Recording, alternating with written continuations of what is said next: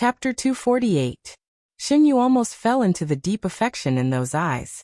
In a trance, he couldn't help but want to nod his head. He reacted in an instant, and looked at the man in front of him. It was this person who forcefully intruded into his life, and brought him a completely different life experience. He felt warmth and the feeling of being loved. If this continued, Xinyu felt that he would not be able to resist. People in the dark longed for light. Even if it was a weak firefly, they would want to hold on to it, not to mention the dazzling sun. Shang Junlin and Xinyu were like this. How could Xinyu and Shang Junlin not be like this? Shang Junlin was waiting for an answer. In the process of waiting, he felt nervous for the first time in a long time. His identity and status could not play any role. Only his sincerity was his bargaining chip. Xinyu felt the man's nervousness. He raised his hand and covered the man's hand. Your Majesty, you have to think carefully. Once I agree, Your Majesty will not have anyone else except me. Hearing Xinyu's words, Shang Junlin relaxed and smiled slowly. I thought that I had already given you an answer. Except for you, I will not have anyone else. If he was really that kind of person who liked beauties, after ascending the throne for so many years, his harem would not be clean. If Xinyu did not appear, he would not have anyone by his side until the end. Only Xinyu, he only recognized Xinyu. Under Shang Junlin's expectant gaze, Xinyu nodded and smiled. I am willing, Your Majesty. They both knew what this willing represented. From now on, the two of them would be tightly bound together. When one of them was mentioned in the future, the other would be mentioned as well. They would never be separated. The anxiety in Shang Junlin's eyes disappeared, and was replaced by joy. He released the hand that was holding Xinyu's face and wrapped it around his waist. With a little force, he pulled Xinyu into his arms. We are very happy. I am very happy. Shang Junlin buried his head in Xinyu's neck. His warm breath sprayed on her sensitive skin, causing the person in his arms to tremble slightly. Xinyu nestled in Shang Junlin's arms and hugged him back. The afterglow of the setting sun poured down and landed on the two of them, giving them a hazy golden hue. After receiving Xinyu's reply, Shang Junlin was overjoyed. He immediately ordered the Ministry of Internal Affairs and the Ministry of Rights to start preparing. Everyone in the palace and the court could feel His Majesty's joy. When the emperor was in a good mood, the subjects were also happy. They no longer had to be nervous when going to court and worry about offending the emperor because of a mistake. The imperial astronomer selected a few good dates and presented them. One of them coincided with Xinyu's birthday, which was also Shang Junlin's favorite date. It was just that time was a little tight. That day was less than 2 months away. The ministers were more inclined to choose an auspicious date after the beginning of spring next year. There was plenty of time to prepare. In the end, the date was decided to be Xinyu's birthday. The National Treasury received a windfall from the sky. In addition, the Minister of Revenue had a good impression of Xinyu, who was about to become the Empress. When it came to allocating money, the Minister of Revenue changed his stingy style, and gave as much as she wanted. Shang Junlin's own private storage was also free to use. The ministers could imagine how luxurious the coronation ceremony would be. Because Xinyu was a man, there were some procedures that needed to be adjusted. Shang Junlin attached great importance to this matter. The Minister of Rights in charge of this matter was often asked to stay after the morning court to report the progress to Shang Junlin. Xinyu could feel that the palace servants were busy. Shang Junlin made up his mind to take this opportunity to lure Xinyu into his bedroom.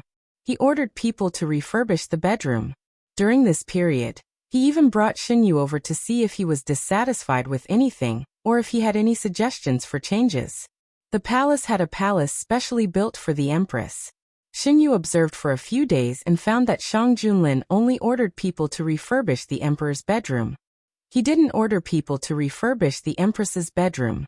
He couldn't help but be curious. Your Majesty is building your own bedroom. Where will I live in the future? Because the two of them had been living in Yuzhang Palace, it had been refurbished before Xinyu moved in. Now it was untouched. You and my husband are one. Of course, you will live in the same place as me. Previously, you said that it was not good to live in my bedroom for a long time, and refused to come over. After this, You should be able to live with peace of mind. After understanding Shang Junlin's plan, Xingyu didn't know whether to laugh or cry. This time he didn't refuse. He wasn't the kind of person who scrupulously followed etiquette. If he was, he wouldn't have done such a rebellious thing in his previous life. He didn't agree before because he felt that the relationship between him and Shang Junlin hadn't reached that stage yet. Now that the two of them were connected, Xingyu certainly didn't mind where he lived. The moment he agreed to Shang Junlin, he completely gave himself to this man. The layout of the bedroom was completely according to Xinyu's preferences. Xingyu was very attentive to this place where he would live for a long time in the future. Shang Junlin was very clear about Xinyu's preferences. Xingyu liked all the places that he personally ordered to be refurbished. The emperor's joyous occasion was also a joyous occasion for the people. With a wave of his hand, Shang Junlin exempted the people from taxes for 3 years. At the same time, he implemented other policies that were beneficial to the people.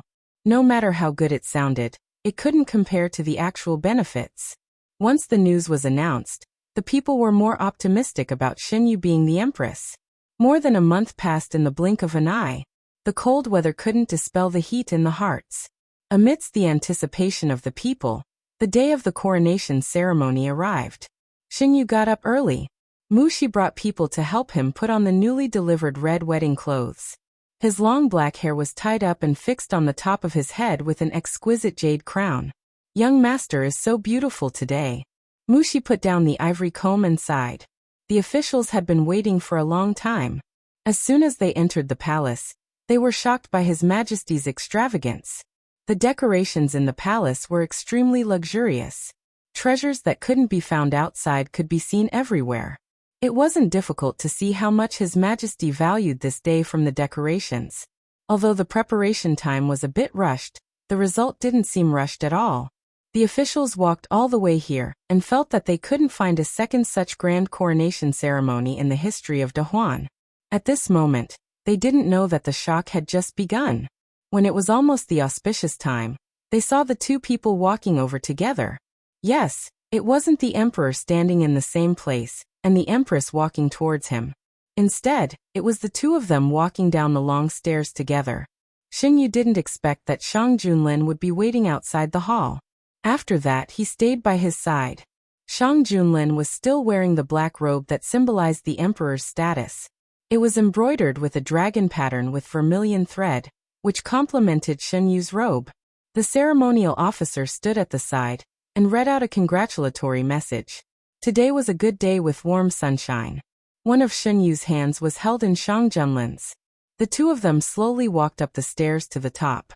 When the auspicious time arrived, the Minister of Rites stood up and opened the imperial edict that had been prepared early in the morning. The imperial edict was personally written by Shang Junlin.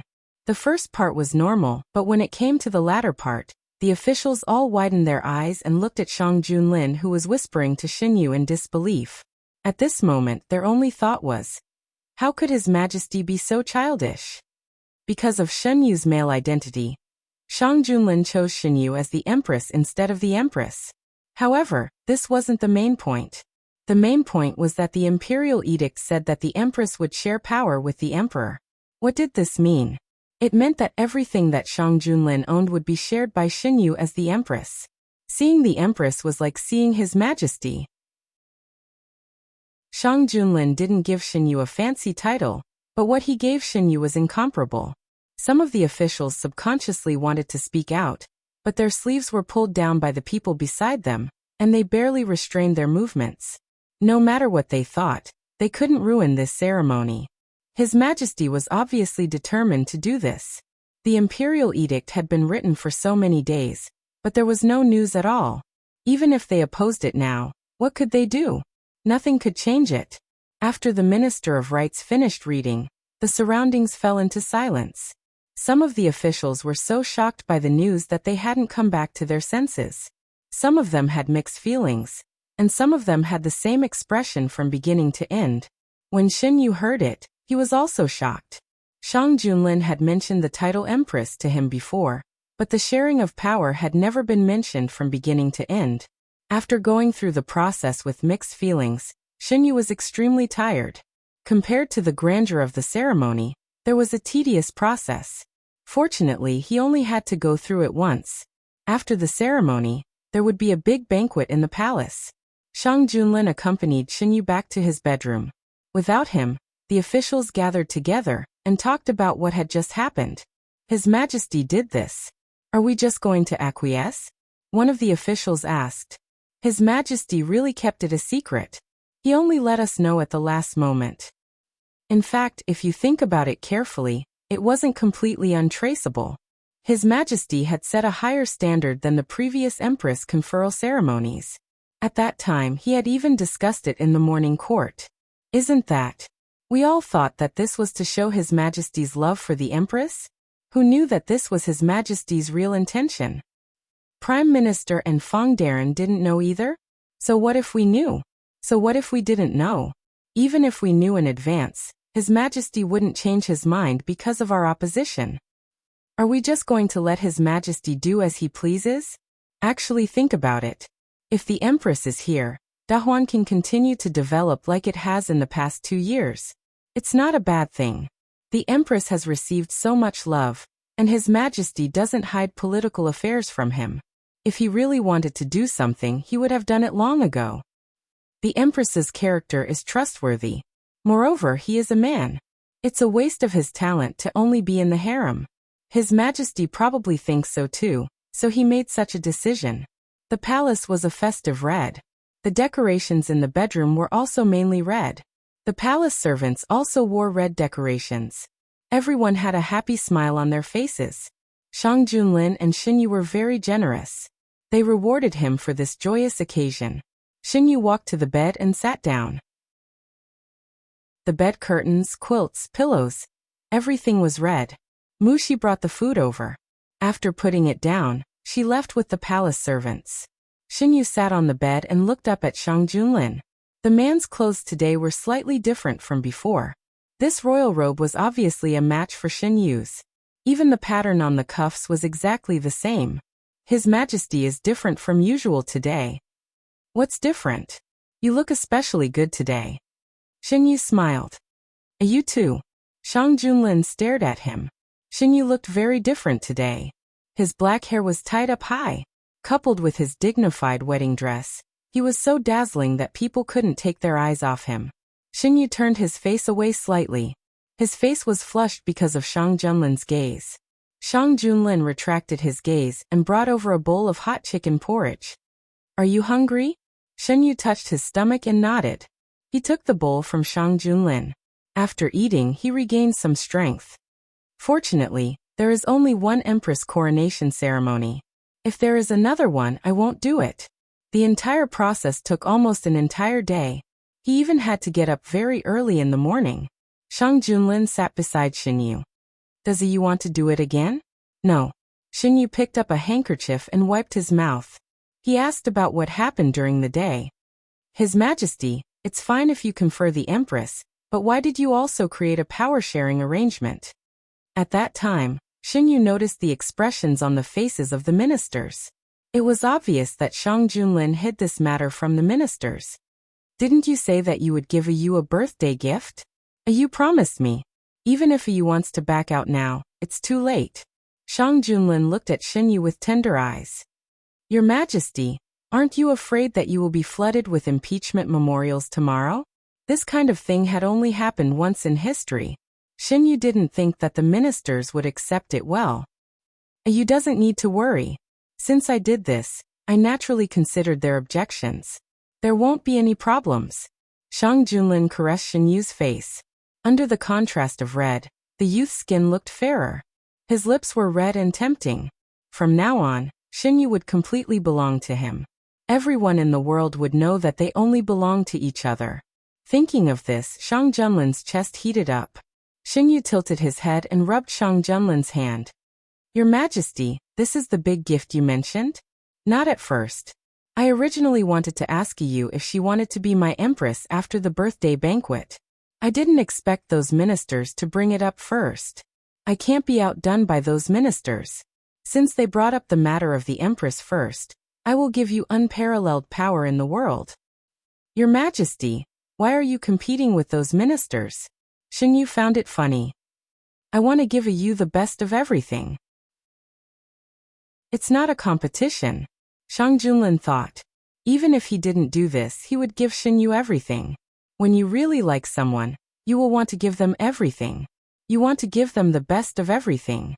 Even though he was the emperor of Dahuan, in front of Xinyu, Shang Junlin was just a man who wanted to please his sweetheart. Your Majesty, Shang Junlin put his index finger on Xinyu's lips. I know that a you's ambition doesn't lie here. I've said it before. Because I want to give, I will give. A you doesn't have to feel burdened. Everything will be fine as usual. A you can do whatever she likes. It's even better if she can bring me along. After saying that, Shang Junlin clapped his hands. A palace servant came in with wine, and placed it on the table closest to them. Then he left. Shang Junlin stood up and poured 2 cups of wine. Is this an intoxicating fruit wine? A you has always been greedy. Why don't you try it today? Xinyu took 1 cup and sniffed it. The fruit fragrance mixed with the wine fragrance. It had been too long since Xinyu drank it, so he almost forgot the taste. Your Majesty, do you want to drink wine with me again? Shang Junlin's eyes deepened. Both of them crossed their arms. The wine was about to be drunk by the host in 1 gulp. Under the red candlelight, everything seemed ambiguous and hazy. Xinyu remembered his first meeting with Shang Junlin on the day he entered the palace. At that time, he thought that it was a good deal for him to enter the palace because of his face. Now that he thought about it, it was indeed a good deal. What is you laughing at? Xinyu didn't answer. Instead, he grabbed the man's collar and pulled hard. He was lying on the bed. The man supported his body with his arms and looked at him as if he had lit a fire. I thought about the day I entered the palace. Your Majesty, what were you thinking when you saw me that day? At that time, I thought that no matter how much I hear from others, it's better to see you in person. Only after seeing you with your own eyes would you know how amazing you were. What a coincidence. Xinyu thought the same at that time. Shang Junlin raised his hand and took off Xinyu's hair crown. His black hair scattered and covered the red wedding quilt. Shang Junlin's eyes deepened. His fingers moved down and traced the young man's delicate facial features. Your Majesty, are you still going to the court? Xinyu hooked his arm around Shang Junlin's neck and asked. No. Shang Junlin's voice was low and hoarse. Xinyu chuckled. He hooked his arm around the man's neck and kissed him. Soon he became the host. The candlelight flickered and the red bed curtain fell. Their figures could be vaguely seen. No matter how much time passed, their story would never stop. A genius remembers this website in 1 second. www.biku50cc Literature Mobile Version Website. Biku50 cc. Chapter 249. Welcome to the previous chapter. You can unlock a new chapter if you subscribe. Xinyu was very satisfied with his last few days in the Houfu. The only accident was that 3 days before entering the palace issued a decree to confer Xinyu the title of noble lord. This had never happened before in his previous life. Xinyu calmly received the decree in the eyes of gratification, envy, jealousy, and resentment. The eunuch who announced the decree wanted to please him, and said a lot of pleasing words. Marquis, you've really brought up a good son. This blessing is yet to come. Dahuan was popular in the south. There was a system of titles for men after entering the palace. Under the empress, the highest position was noble lord. In the eyes of others, the legitimate son of Zhenbei Ho could be said to have reached the sky in 1 step. Duke Zhenbei smiled proudly on the surface, but in his heart, he was unable to smile. If he had received the news of his legitimate son being favored before he had even entered the palace, he would have been overjoyed. But now, he was more worried than ever. Xinyu's attitude was too unpredictable. Along with the decree, there were also various rewards from the palace. There was no official wife in the Houfu, so all the rewards were sent to Xinyu's courtyard. Xinyu received the decree and came back. Looking at the big and small boxes in the courtyard, he was silent. A eunuch came with a list. His Majesty said that all the things on this list will be handed over to young Master Xin. Casually opening a chest, a huge pearl came into view. Xinyu paused and opened the other chests. Without exception, they were all rare treasures. Looking at the list that the little eunuch took, his eyes couldn't help but overflow with a smile. But he didn't know that the young emperor who would be cursed by the people in the future, because of adultery, was such a rich master. Xinyu didn't look at the rest of the boxes. He directed the servants to move the boxes to the small storeroom. He began to think, did Xin Qingran also receive so many rewards in his previous life? Xinyu did not remember such a thing happening, whether it was in his memory of his previous life or the book he read after his death.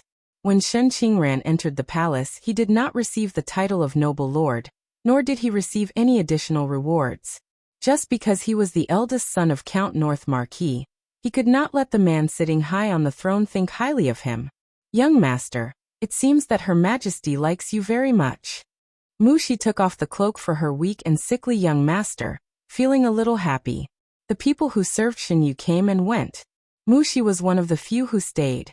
She knew that her young master had suffered a lot in the Lord Protector's mansion, because he was the eldest son of the Di family. This time, because of Zhen Beiho's selfishness, he had to serve the emperor as a man. The current emperor of Dahuan was famous for his war. His temperament was violent and his methods were ruthless. His reputation in the aristocratic families was not good. Mu Shi had been very worried about Xinyu's encounter after entering the palace. Now that she saw that the emperor valued her young master so much before entering the palace, she felt a lot more gratified. The matter had come to a conclusion. She only hoped that her young master's future would be smoother. Xinyu responded non-committally. His thoughts were deep and would not be as simple as Mu Shi thought. However, the emperor's actions could indeed help him a lot. Not guessing the emperor's thoughts, Xinyu asked, "How is the manor?" "Everything has been arranged according to what you said." The manservant standing at the side answered in a low voice. Xinyu nodded. He had always been very fond of his own people. He wiped his hands with a handkerchief and said to Mu Shi, "I have arranged everything at the manor. When I enter the palace, you take my token there. Young master, Nubi will not leave." Without waiting for Xinyu to finish speaking, Mu Shi knelt down. "Nubi is all alone. Young master is Nubi's only family. Nubi is not willing to leave." Mu Shi's voice was not loud, but her attitude was firm. She knew that this was the escape route that her young master had arranged for her. But she was not willing. "Young master, how can you enter the palace without a familiar person by your side?" Xinyu looked at the person kneeling below and knew that she had made up her mind. He did not try to persuade her anymore. "I know. Get up." How could Xinyu not consider what Mu Shi was thinking? Over the years, he had cultivated a lot of useful subordinates, but the palace was not like other places. He was destined to not be able to bring these people into the palace. However, this was not a big deal. There was naturally a use for them to stay outside. After giving the corresponding instructions, Xinyu waved his hand to let the people leave. Mu Shi helped them change into their pajamas. Once again, she raised her head to look at Xinyu. She wanted to say something but hesitated. Xinyu lay comfortably on the bed. "Ask whatever you want. Young master, why did you cancel the plan?" Mu Shi struggled for a moment, but still asked. She was not the only one who wanted to know this question. The people who were arranged to be in the manor also wanted to know. Xinyu knew that they would want to ask this question for a long time. After all, when the palace issued the decree, his resistance did not seem to be fake. The people who followed Xinyu all knew that he wanted to get the power of the Count of Jinbei's mansion. It should belong to him. There was no reason for others to take advantage of it. However, Xinyu fainted too suddenly and did not leave any clues. His people did not dare to act rashly, and could only wait for Xinyu to wake up. Who knew that Xinyu, who woke up, was abnormal? He no longer resisted the idea of entering the palace. The master did not say anything and avoided entering the palace. Instead, he changed the plan. Regarding this development, everyone was at a loss. Mu Shi had been asked this question countless times, both openly and secretly. "Did they send you here to ask?" Xinyu thought for a moment and roughly guessed what had happened. "I'm also very curious." Mu Shi did not deny it. "I'm tired of staying in the Count of Jinbei's mansion. It's good to live in another place." Xinyu's voice was as usual. as if he was not the one who had his official career cut off, and could only stay in the harem. Mushi was anxious. But you don't have to follow the wishes of those people to enter the palace. Shinyu slightly raised his lips. Do you think the current development is really what those people want? Thinking of the end of Madame Ru, Mushi was silent. Well, don't think too much. I naturally have my reasons for doing this. After comforting the worried maid, Shinyu's eyes darkened. He entered the palace because he found clues related to his mother in the palace in his previous life. Shinyu, the wife of Count of Jinbei, was a short-lived woman. Except for her son, there was nothing else related to her in the world. Shinyu did not have many feelings for this mother whom he had never met. He just wanted to find out something. Closing his eyes, he seemed to return to the rainy night in his previous life. A faint voice came through the rain. Are you sure about this news? It's destined. It's destined. The palace. Shinyu rubbed his forehead and felt a fishy sweetness in his throat. Cough. Cough. Young master. Young master. Something was knocked over, making a loud bang sound. Shinyu leaned on the bed and his vision turned black. Someone call the doctor. Before he could say anything, Shinyu fell into darkness. When he woke up, it was already noon of the next day. As soon as Shinyu moved, the maid beside him found out and hurriedly got up. Not long after, the doctor came in. Count of Jinbei and an unfamiliar man followed behind the doctor. Shinyu couldn't get up and lay on the bed without moving. After the doctor felt his pulse, he was taken away by a servant. Shinyu looked at Count of Jinbei and the unfamiliar man weakly and did not speak. It was the first time that Count of Jinbei saw his eldest son so weak. His delicate face was pale and his eyelashes drooped slightly, giving people a feeling that he was weak and in urgent need of protection. He turned his head and cupped his hands to the man behind him. Thank you, Imperial Physician Gu. Imperial Physician Gu returned the salute. It's my duty. Imperial Physician Gu stepped forward and took Shinyu's pulse. Shinyu looked at him for a while, and then looked away. Imperial Physician Gu, Gu Chong, was the youngest and most promising imperial physician since the founding of the Great Huan dynasty. When he was 27 years old, he became the head of the Imperial Academy of Medicine. In the same year, he lost his life because of a man-made disaster. Shinyu remembered him because of a person he met later. Half of that person's face was disfigured, and he looked like an evil spirit that crawled out of hell. Only when he talked about Imperial Physician Gu did he sound a little human. At that time, Shinyu was in trouble. That person wanted to take revenge on the same group of people that Shinyu wanted to deal with. The two of them formed a temporary cooperation, but the conditions were not good at that time. They could only take risks. Their goal was achieved, but that person also died tragically. It was the first time that Shinyu encountered such strong feelings. It was also the first time that he doubted that he liked the Prince of Yu. After that, he found the two people's bones and buried them in a beautiful place. He didn't expect that he would meet Imperial Physician Gu so soon after his rebirth. After taking Shinyu's pulse, Imperial Physician Gu asked someone to bring the original prescription. After thinking for a while, he wrote a new prescription. Young Master Shin's body is too weak. The medicine needs to be adjusted slightly. Will Imperial Physician Gu be responsible for my illness in the future? Shinyu suddenly asked. Imperial Physician Gu was stunned for a moment, but he quickly answered. It depends on the Emperor's arrangement. Shinyu nodded and didn't speak anymore. After resting for 2 days, Shinyu's body was a little better. It was also the day for him to enter the palace. The Emperor understood that he had just recovered from a serious illness, so he simplified the process. Duke Jinbei was not happy, but Shinyu couldn't ask for more. On that day, Shinyu saw the man who was bound to him in this life for the first time. The man was wearing a black imperial robe. He was tall, so the heavy imperial robe didn't make him look bloated. Instead, it made him look more imposing. He was indeed similar to the Prince of Yu, but he was many times more handsome than the Prince of Yu. How blind was he to like the Prince of Yu in his previous life? What are you thinking about? Shang Junlin looked at the beautiful young man who was staring at him in a daze and slowly walked over. The man's voice was low and sweet. After he deliberately lowered his voice, there was a special taste of tenderness. Shen Yu's ears twitched, and he felt a little bewitched. One should enjoy life to the fullest. Such a great beauty was also pleasing to the eye. I'm thinking that your majesty is more beautiful than I imagined. The last syllable was slightly raised, as if he saw something he liked.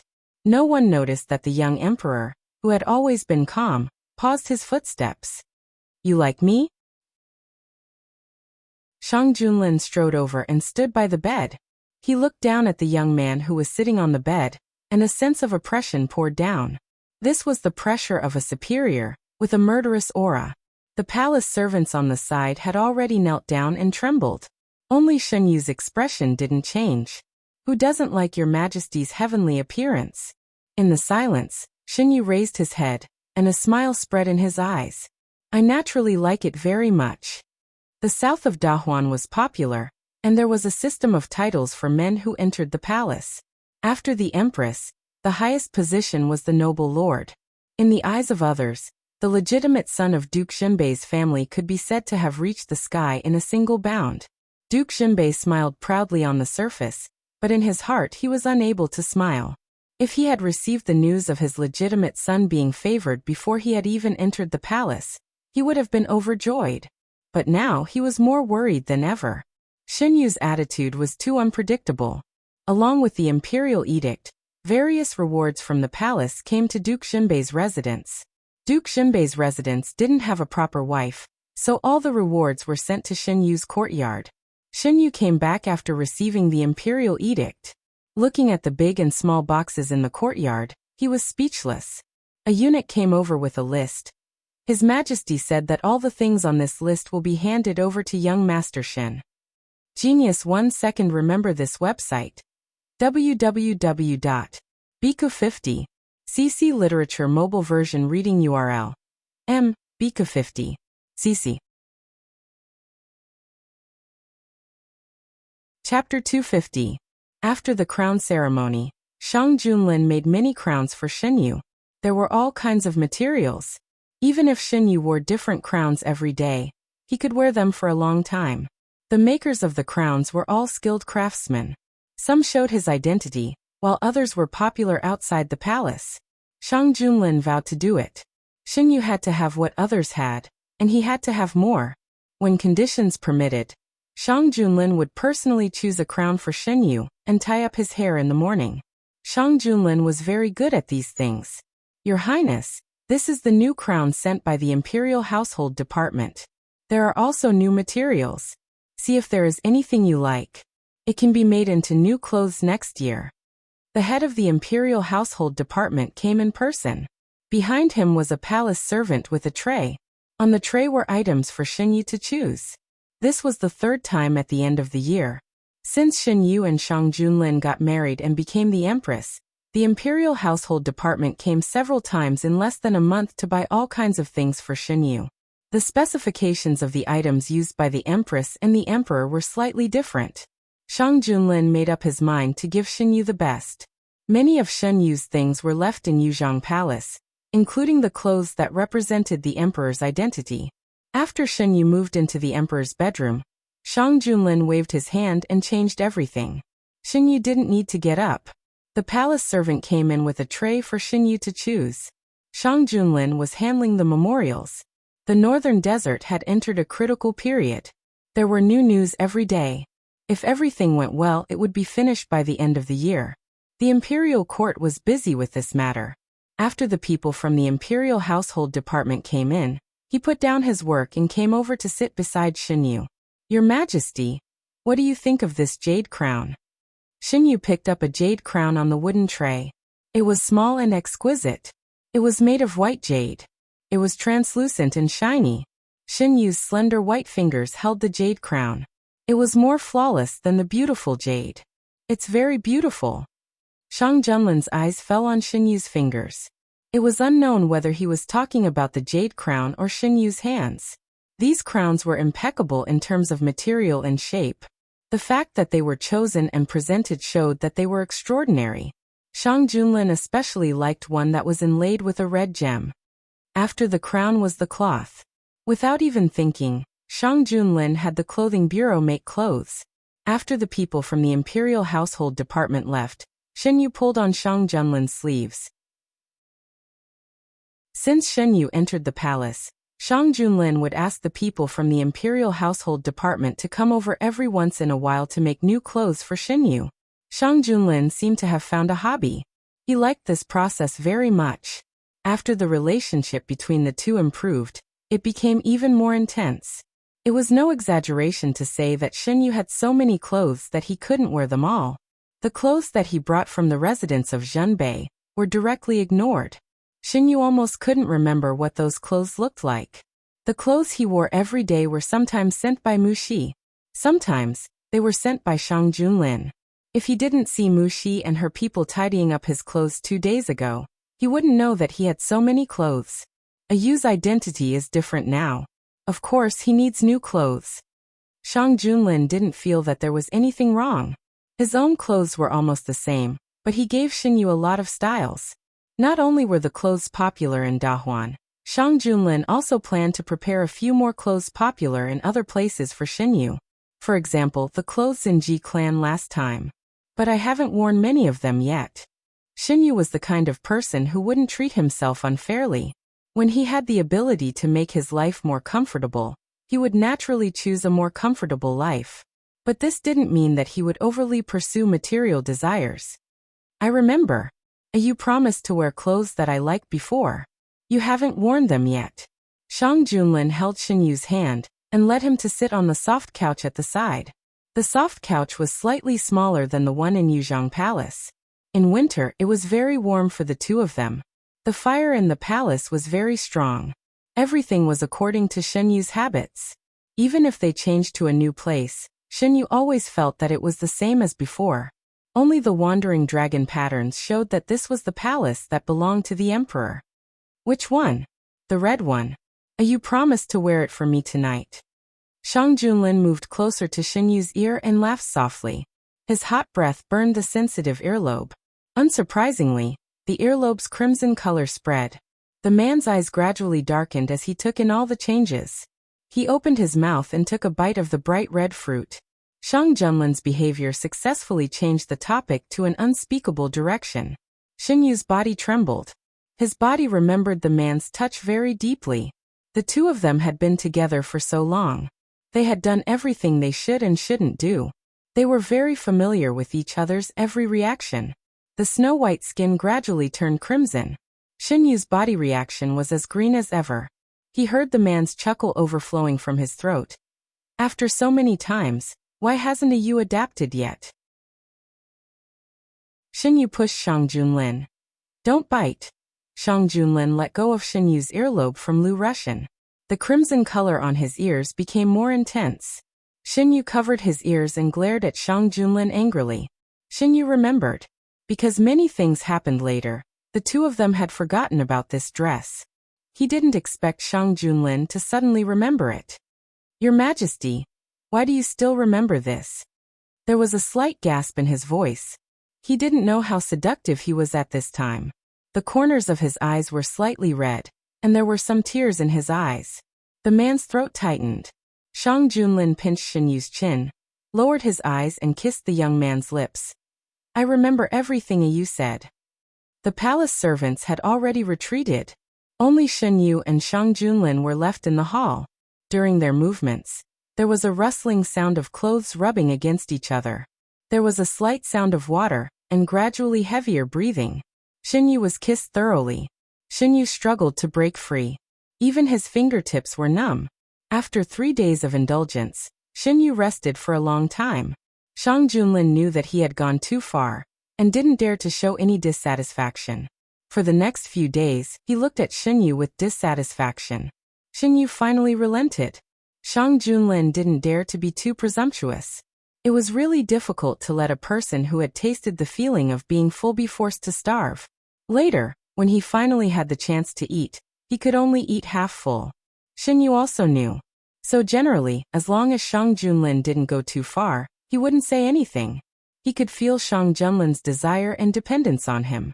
He enjoyed the feeling of being strongly needed. If Shang Junlin wasn't so energetic, Shenyu felt that he and Shang Junlin were very compatible. With Shen Yu's physical strength, it would be difficult for him to completely resist Shang Junlin. However, Shen Yu wasn't really unwilling. If he wasn't willing, he wouldn't let Shang Junlin do whatever he wanted. He loved this person. Naturally, he also had desires for him. Naturally, he also liked to be intimate with him. Leaning on Shang Junlin's shoulder, Shen Yu thought about all kinds of things. His breathing gradually calmed down. Shang Junlin put his hand on Shen Yu's neck and slowly rubbed it. Shen Yu's clothes were a little messy. Shang Junlin ignored his own clothes that were wrinkled and carefully tidied up Shen Yu's clothes. You can't go back on your promise to me. I know. Your Majesty, just ask someone to find my clothes. Shen Yu knew that he couldn't escape this calamity. But he didn't plan to escape. Shang Junlin kissed Shen Yu's forehead. Shen Yu's treatment was still ongoing. It had already reached the second stage. Imperial Physician Gu's method was very effective. After the third stage of treatment, Shen Yu's body would be able to recover to the standard of an ordinary person. Shen Yu never thought that one day, he would be able to completely get rid of the illness that had accompanied him for 2 lifetimes. In the past he didn't care. Now that he had Shang Junlin, he hoped that he could be healthy and not let his lover worry about his health. As usual, Imperial Physician Gu came to check Shen Yu's pulse. Because Imperial Physician Gu had always been in charge of Shen Yu's health, the two of them were much closer. Sometimes, the two of them would simply chat. Shen Yu noticed that Imperial Physician Gu was occasionally absent-minded and had dark circles under his eyes. After checking his pulse, he asked, "Did something happen to Imperial Physician Gu? You don't seem to have rested well." "Thank you for your concern, Your Highness. I'm fine. If there's anything, you can tell me. You've done your best to treat my illness.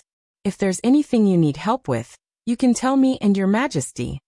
Imperial Physician Gu was silent for a while and shook his head. "It's just some private matters. I'll take care of it." Since he didn't want to say, Shen Yu didn't force him. No matter what happens, Imperial Physician Gu must take good care of his body.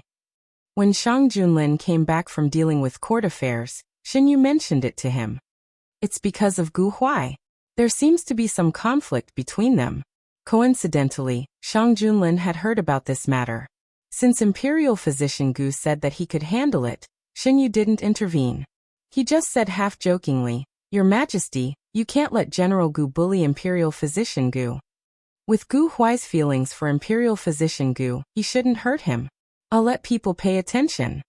The palace servants were instructed by Shang Junlin to find the red coat that hadn't been used yet.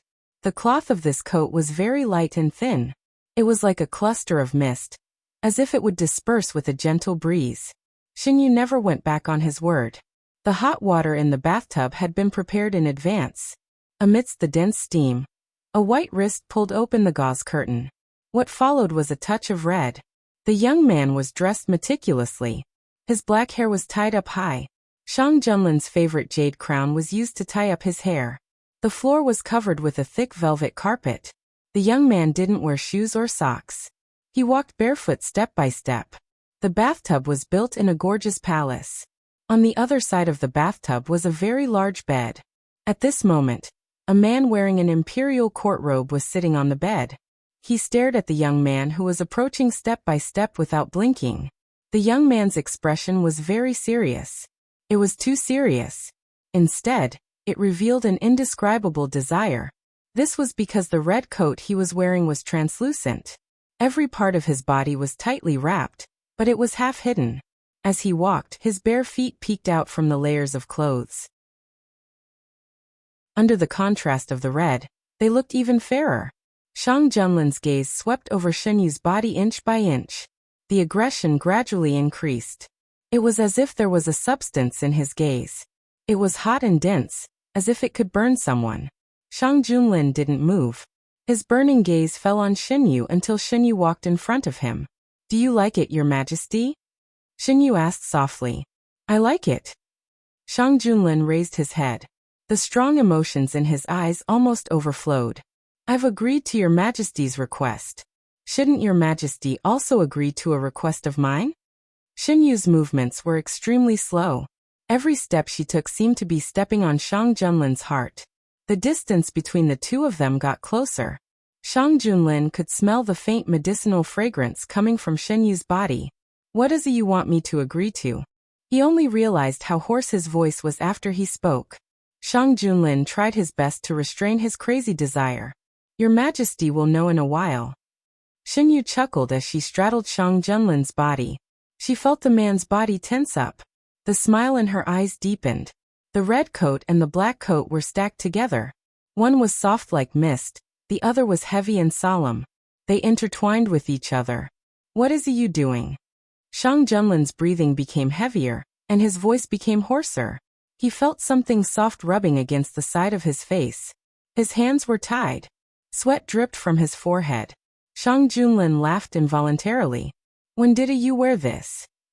Your Majesty, do you still remember it? Shen Yu's breathing was unstable. I wanted to find the one I used last time. I couldn't find it, so I asked someone to find another one. Shang Junlin put away the other one.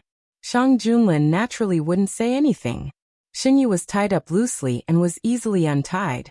Shang Junlin couldn't bear it anymore. The two of them switched positions. He covered Shen Yu's body and stroked the pair of absent-minded eyes. Let me do it. A storm swept over. Genius 1 second. Remember this website. www.biku50cc literature mobile version website. mbiku50cc. Chapter 251. Jiang Huiqing completed his mission and returned to Dahuan. His identity in the northern desert was completely abandoned. From now on, there was only Jiang Huiqing in the world. There was no demon-like strategist Yufeng who could stir up the situation in the northern desert. He first went to Subei, and then used the excuse of returning to the capital at the end of the year to report on his work to He Qingyu and the other officials who stayed in Subei to return to the capital. The hidden dragon guards secretly escorted them throughout the journey. Fortunately, there were no mistakes along the way. No one knew that Jiang Huiqing hid his identity and changed his appearance to go to the northern desert in this year. After Jiang Huiqing returned to the capital, Shang Junlin privately held a small banquet to show off his achievements. Those who participated all knew the inside story of this matter. It could also be said that they were all valued by Shang Junlin and were recognized by him as his direct descendants. Jiang Huiqing and He Qingyu were able to join them at such a young age. As long as they didn't make a big mistake in the heat of the moment, their future careers would definitely be smooth. Shen Yu and Shang Junlin attended the banquet together. He sat beside Shang Junlin and looked at Jiang Huiqing. 1 year of living in the northern desert had brought great changes to him. At this moment, Jiang Huiqing's eyes were no longer young and inexperienced. His gaze was deep and profound, somewhat similar to Shen Yu's memory of his previous life. I, fortunately, did not disappoint you. Jiang Huiqing had already written a report and handed it to Shang Junlin. At the banquet, he chose a few of the more important things to talk about. You have made a great contribution this time. Do you have anything you want? Shang Junlin would not shortchange Jiang Huiqing of any rewards that should be given to Jiang Huiqing. Other than that, he was also willing to satisfy any additional requests from Jiang Huiqing. Jiang Huiqing had handled the matter in the northern desert too well. It was better than they had imagined. The imperial court had gone through several turbulences and was now in need of people. After this, Jiang Huiqing's career would definitely soar. Moreover, he had no support in the imperial court. He was alone and had no connections with the imperial court. To some people, this might be a disadvantage, but to Jiang Huiqing this was a huge advantage. It is my honor to serve your majesty and the great Huan dynasty. Your majesty has given me enough rewards, and I have nothing else I want. Jiang Huiqing was not being courteous. Shang Junlin had given him a very generous reward. He would be given a mansion in a prosperous area of the capital, countless gold and silver, and an official position that had not yet been given to him, but would definitely belong to him in the future. Moreover, at first he wanted to stand at a high enough position to redress his teacher's grievances. However, this matter had already been completed. While he was working hard for the Great Huan Kingdom, the king of the Great Huan Kingdom had redressed his teacher's name and cleared his teacher's name. What he wanted to do had already been done in advance, and it was done even better. When Jiang Huiqing found out about this, he was at a loss for a moment. The goal that he had been working hard for all these years had suddenly disappeared. He actually did not know what to do. His teacher had always lamented that it was rare to meet a wise king. He had also told him that if he was lucky enough to meet a wise king, he must do his best to assist him. He thought that he should have met one now. You don't have to feel too much pressure. These are all what you deserve. If you want anything, just tell His Majesty directly. This year, you have solved a big problem in the northern desert. You are a great contributor to the Great Huan Kingdom. Seeing that Jiang Huiqing was in a daze for a moment, Shen Yu said, "Thank you, Your Highness. I only want to serve the Great Huan Kingdom, His Majesty and Your Highness. Other than that, I have no other requests." With a new goal in mind, Jiang Huiqing's conviction became more and more firm. This time, when he returned, he could clearly feel the changes in the Great Huan Kingdom. Without a doubt, these changes were for the better. Jiang Huiqing was very happy that Guijun had been conferred the title of king, and had the same rights as His Majesty. He and Xinyu were like-minded. Xinyu was his only friend other than He Qingyu after coming to the capital. Although the two of them had different statuses and their relationship might not be the same in the future, he was still happy for this friend. Not only Jiang Huiqing, He Qingyu, Fang Jiai, and the others had also made great contributions this year. They all returned to the capital and received the rewards they deserved. Shang Junlin gave the three of them houses and some other rewards. The national treasury was full. The Minister of Revenue did not feel any heartache when he gave out the money. The courtiers all knew that if there was anything that required the national treasury's money, it was best to ask for it during this period of time while the Minister of Revenue was in a good mood. Fang Jiai and He Qingyu were both at the banquet. Because Fang Jiai often dealt with the northern desert, she knew some inside information. She was surprised by Jiang Huiqing's courage, and was even more shocked that he could complete this matter so perfectly. This year's trip to the northern desert accelerated Jiang Huiqing's maturity. His behavior became more impeccable. At the end of the year, Shang Junlin gave them a holiday to let them have time to deal with their personal matters. The changes in their official positions and other plans would be announced after the new year. He Qingyu and Fang Jiai also changed a lot. There were many things waiting to be done in Subei. This kind of place was the best training for people. He Qingyu was more experienced in doing things. Everything in Subei was almost single-handedly managed by him. To be able to redevelop Subei in a year's time showed his ability. After Fang Jiai returned to the capital, she received the most attention. This was because of her outstanding military achievements, and also because she was the first female official in the Great Huan dynasty. She broke the world's perception of women, and allowed more women to see a new direction in life. So our lives could be like this. Fang Jiai accompanied her parents at home for a few days. During this period, many matchmakers came to propose marriage, but they were all rejected by her. After the new year, the northern desert would send envoys to the Great Huan Kingdom. This time, they borrowed the Subei army, so they had to show some appreciation. Shang Junlin told them to make preparations in advance. At that time, how should they treat the northern desert? At night, Shen Yu and Shang Junlin walked back to the palace. Shen Yu was wearing a thick cloak, and was held in Shang Junlin's arms. The palace servants were far behind so as not to disturb them. It snowed heavily last night. As far as the eye could see, the entire palace was covered in white snow. Shen Yu hugged a hand warmer. The cold wind blew, and soon her face was red. "Are you cold?" Shang Junlin touched Shen Yu's face. The man's palm was very warm. Shen Yu subconsciously rubbed against it. "I'm okay." The treatment had reached the second stage. Shen Yu's body recovered very well. Coupled with Shang Junlin's careful care, she was no longer as cold as before. Shen Yu stopped when they passed by the plum garden. The plum blossoms in the garden were in full bloom. The red plum blossoms reflected the snow, adding a different scenery to the winter. "Shall we go in and take a look?" Shang Junlin suggested. Knowing that Shen Yu liked these things, Shang Junlin ordered people to renovate the palace and built several gardens especially for Shen Yu. They planted flowers and plants from all over the country. They would bloom in different seasons for people to enjoy. During this period of time, The weather was too cold. Xinyu had been holed up in the palace and rarely went out. Today he happened to pass by this place, so he nodded. The two entered the garden. This was a very large garden full of plum blossoms. It was the season when the plum blossoms bloomed. The red plum blossoms all over the sky were like a fire in the air. As soon as they got close, they smelled the refreshing fragrance of the plum blossoms mixed with the coldness of the cold white snow. The ground was covered with a thick layer of snow. Every step they took left a footprint.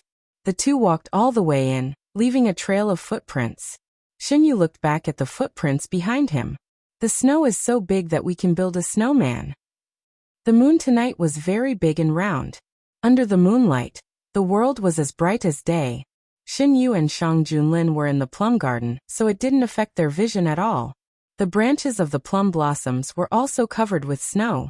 The place where they stood was white, leaving only the red blossoms on the branches. Do you want to build one? Xinyu nodded reservedly. Has your majesty built one before? Xinyu looked at the pure white snow and asked. I built one when I was very young. At that time, Empress Mother was still alive. It was snowing, and Empress Mother was pestered by me to build a small snowman in the courtyard. Unfortunately, the next day, the snowman melted when the sun came out. Shang Junlin hadn't thought about these memories for a long time.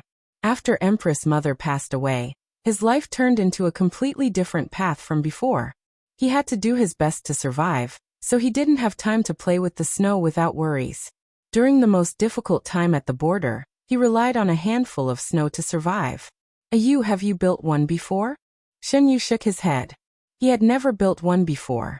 Because of his health, he was afraid of the cold since he was young. In winter, it was difficult for him to go out, let alone play with the snow. Sometimes Shen Qingran would unintentionally show off to him that his father had built a snowman with him. Little Xinyu pretended not to care, but in his heart he hoped that one day, Count Jinbei could also build a snowman with him. After he grew up, he could easily accomplish many things that he thought were extravagant when he was young. However, Xinyu was no longer interested.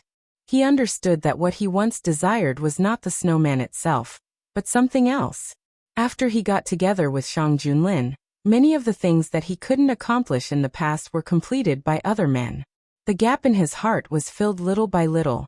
He received the unreserved, complete love of the Emperor of the Great Huan Kingdom. He tasted the taste of being favored. This taste was too tempting, and people couldn't help but indulge in it. Xinyu looked up and saw Shang Junlin looking at him. Those dark eyes were filled with tenderness. It was an affection that was only shown to him. Your Majesty, come with me. I don't know how to do it. I hope your Majesty can teach me. Okay. Under Shang Junlin's instructions, Xinyu, who felt that he had already learned how to do it, wanted to try it himself. Your Majesty and I will compete to see who can roll the biggest snowball. The small one will give the big one a gift. How about it? Okay. Shang Junlin was very easy to talk to. Xinyu lowered his head and focused on rolling the snowball. He was good at hands-on, and the snowball he rolled was decent. When Xinyu felt that it was about time, he stopped and looked for Shang Junlin. Shang Junlin was standing not far away from him. There was a big snowball beside his leg. He didn't know when it had been rolled. It was bigger than Xinyu's snowball. Xinyu lost. However, the joy in his heart didn't decrease at all. Your Majesty, come quickly. Let's make a snowman. The two worked together. The small snowball was stacked on top of the big one. They found decorations and placed them on the small snowball. A chubby snowman was completed. Although the two were novices, this snowman was very round and cute. Their hands were red from the cold, but their hearts were warm. Xinyu pointed at the big snowman. Look at our snowman, Your Majesty. Xinyu found some plum blossoms to decorate the snowman. The more he looked at it, the more satisfied he was. Be careful, your hands are frostbitten. Shang Junlin held Xinyu's hands and rubbed them in his palms. Xinyu didn't feel cold, only excitement and joy. The gap in his heart was quietly filled. He raised his head slightly and looked at Shang Junlin. His eyes were shining. I want to make a snowman with Your Majesty when it snows in the future. Is that okay, Your Majesty? Shang Junlin lowered his head and rubbed Xinyu with his forehead. No matter what you wants to do, I will accompany you. I lost today. I have a gift for your majesty. Xinyu raised his arm and covered Shang Junlin's eyes with his hand. A Yu's gift is ready so soon? Shang Junlin let Xinyu cover his eyes. In the darkness he blinked. Xinyu's eyelashes swept across his palm, causing a slight itch. Xinyu pursed his lips. He didn't know why, but he felt a little nervous. After a while, Xinyu released his hand. The moonlight tonight is very beautiful. I want to give it to your majesty. Red plum blossoms, snow, and a handsome young man under the red plum blossoms. The moonlight was like silk. Xinyu was bathed in the clear light. He looked like an immortal. At this moment, he was looking at him with affection. The immortal above the 9 heavens had fallen in love with him and developed desire. Nothing made Shang Junlin more excited than this knowledge. In Shang Junlin's eyes, Xinyu was like the moonlight in the sky. Now this moonlight fell into his arms. He had the moon in his heart. I like it very much, you. Shang Junlin lifted the young man's chin and lowered his head to cover his soft lips. His other hand wrapped around Xinyu's waist and pulled him closer to himself. Under the moonlight, the two hugged each other tightly. Genius 1 second. Remember this website. www.bika50. CC Literature Mobile Version Website. Bika50. CC.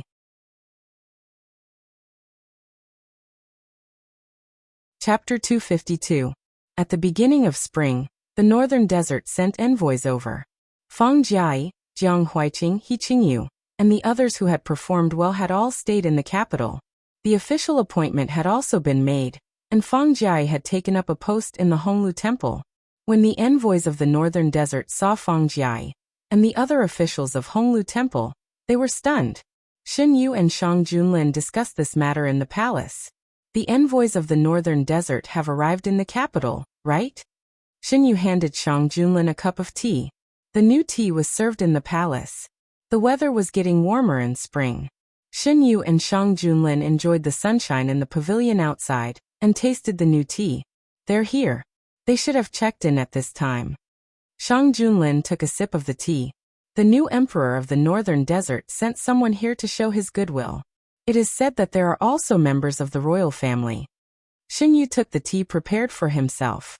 Before he got close, he could smell the faint fragrance of the tea. It's a pair of twins. They are not old. They said that they were sent to the Great Huan Kingdom for exchange and study. In fact, they are here as hostages.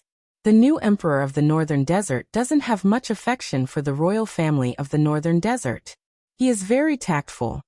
Along with the envoys came a letter of credence from the new emperor of the northern desert. The content of the letter of credence almost promised that the northern desert would bow down to the Great Huan Kingdom. Xinyu had read the content of the letter of credence. It was not difficult to see that the new emperor of the northern desert did not have much affection for the northern desert. He was closer to the Great Huan Kingdom than the northern desert. This was understandable. After all, half of the blood of the Great Huan Kingdom flowed in his body. Moreover, his experience since childhood had doomed him to hate the northern desert. It's a good thing for the Great Huan Kingdom that the northern desert has such an emperor. The courtiers were also discussing this matter. They also knew the content of the letter of credence. Although they did not know the inside story, they felt that the attitude of the new emperor of the northern desert was very strange. Is the emperor of the northern desert plotting something? Everything in the letter of credence is biased towards the Great Huan Kingdom. Did he write this to lower our vigilance? Anyway, be careful. Did His Majesty say what to do with the two members of the royal family? Twins, but they are brother and sister. The northern desert's intention is that they admire the Great Huan Kingdom and want to learn more about the culture of the Great Huan Kingdom. In the end, they are the hostages sent by the northern desert. We have to ask His Majesty about the arrangements first. Xinyu was in the imperial study accompanying Shang Junlin to approve the memorials. After the authority was delegated to the cabinet, the number of memorials that Shang Junlin had to approve every day decreased by a lot. Recently, the ones that appeared the most were those that involved the northern desert. Shang Junlin quietly shared the power with him. Xin Yu thought that the minister would make a fuss, but he didn't expect that it was calm for several days. Xin Yu suspected that Shang Junlin suppressed the news. Only later did he find out that not many people were against it. Shang Junlin said that he would take care of this matter. He really didn't let this matter disturb Xin Yu's good mood. Xin Yu flipped through the memorials and saw a minister's proposal on how to arrange the people from the northern desert. Xin Yu put it in front of Shang Junlin. Does His Majesty have any plans? Didn't you say that they are here to learn? Just send them to the academy. If they don't know much about the Great Huan Kingdom, they can go to the elementary school first. The elementary school in the capital had already started to accept students. What everyone didn't expect was that in addition to their own children, many adults also signed up to send the 2 princes and princesses. It didn't seem out of place. In the courier station, the envoy who had dealt with Feng Jiai was telling the other envoys to be cautious in their words and actions in the capital of the Great Huan Kingdom. They shouldn't offend the officials of the Great Huan Kingdom, especially that official Feng. Why? Someone didn't understand. After all, he won't harm you. Official Feng was in Subei before. Do you understand now? Hearing this, the remaining people's expressions became sad. Official Feng of Subei had left a heavy shadow in the northern desert. So much so that everyone in the northern desert's officialdom knew him. Regarding what official Feng said, we will be careful in our words and actions during this period. We won't do anything we shouldn't do. Yes. We represent the face of the northern desert. We should pay attention to our words and actions so that no one can find fault with us. They quickly reached an agreement. The northern desert's envoys were too obedient. The officials of the Great Huan Kingdom were still a little unaccustomed to it. The officials who had experienced the visit of the northern desert's envoys felt even more enlightened. At that time, the northern desert's people were all arrogant, unlike now, where they didn't dare to cause any trouble. The official who came to the northern desert's envoys proposed His Majesty's suggestion to send the 2 princes and princesses from the northern desert to the elementary school. He thought that it would make the other party unhappy and be troubled, but he didn't expect the other party to be unexpectedly easy to talk to. When he left, the official still felt that it was unreal. The members of the northern desert's royal family, who were sent to the Great Huan Kingdom, were a pair of 15-year-old twins. They didn't have a good life in the northern desert, so they were thinner and smaller than their peers. They didn't have the right to speak. They acted as mascots in the entire team of envoys, and didn't have a strong sense of presence. The news of the 2 was sent to the palace. Xin Yu said, "The new emperor of the northern desert is quite interesting." He sent the people who may affect his throne in the future to the Great Huan Kingdom in advance. It not only shows his attitude to the Great Huan Kingdom, but also reduces the hidden dangers. It's killing 2 birds with 1 stone. Shang Junlin said, "More than a year of internal strife caused the northern desert's royal family to wither. Those who had the power to compete for the throne died in the internal strife. The remaining ones are not a threat. Otherwise, the northern desert's people wouldn't worship a person who has half the blood of the Great Huan Kingdom in his body. The twins can survive because in the northern desert, twins are ominous." Xin Yu asked, "Has Your Majesty seen the 2 of them?" Shang Junlin said, "Not yet." Why do you ask?" Xin Yu said, "I'm a little curious. I don't know what kind of people can survive in the evil circle." Shang Junlin said, "In 2 days, the imperial court will hold a banquet. You will be able to see them then." 2 days later, Xin Yu saw the twins. They learned the basic court etiquette. When they saluted Xin Yu and Shang Junlin, they used the Great Huan Kingdom's etiquette. These 2 people were very good-looking. Although they were a little thin, they gave people a feeling of willows in the wind. The envoys presented the gifts they brought from the northern desert. They were very generous. When they left, they would also take some things from the Great Huan Kingdom. This was the deal that the new emperor of the northern desert had made when he borrowed the northern army. As Xin Yu said before, the people of the Great Huan Kingdom who went to the northern desert would bring the seeds of the Great Huan Kingdom's culture to the northern desert. Under the subtle influence, the people of the northern desert would gradually lean towards the Great Huan Kingdom. When they spoke the language of the Great Huan Kingdom, wrote the characters of the Great Huan Kingdom, and approved of the Great Huan Kingdom in their hearts. What was the difference between them and the people of the Great Huan Kingdom? Your Majesty, do you think that the new emperor of the Northern Desert knows about our plan? He knows. Shang Junlin held Xinyu in his arms. He wrote another letter to me, saying that he hoped to return to the Great Huan Kingdom as a Great Huan citizen in the future with his mother's remains. Xinyu asked, how did his mother come to the Northern Desert? Shang Junlin said, she was robbed from the Northern Desert. At that time, the people of the Northern Desert attacked the Northern Desert. They not only robbed the resources of the Northern Desert, but also many people of the Northern Desert. Most of them were women. Xinyu said, with your Majesty around, such things will never happen again in the future.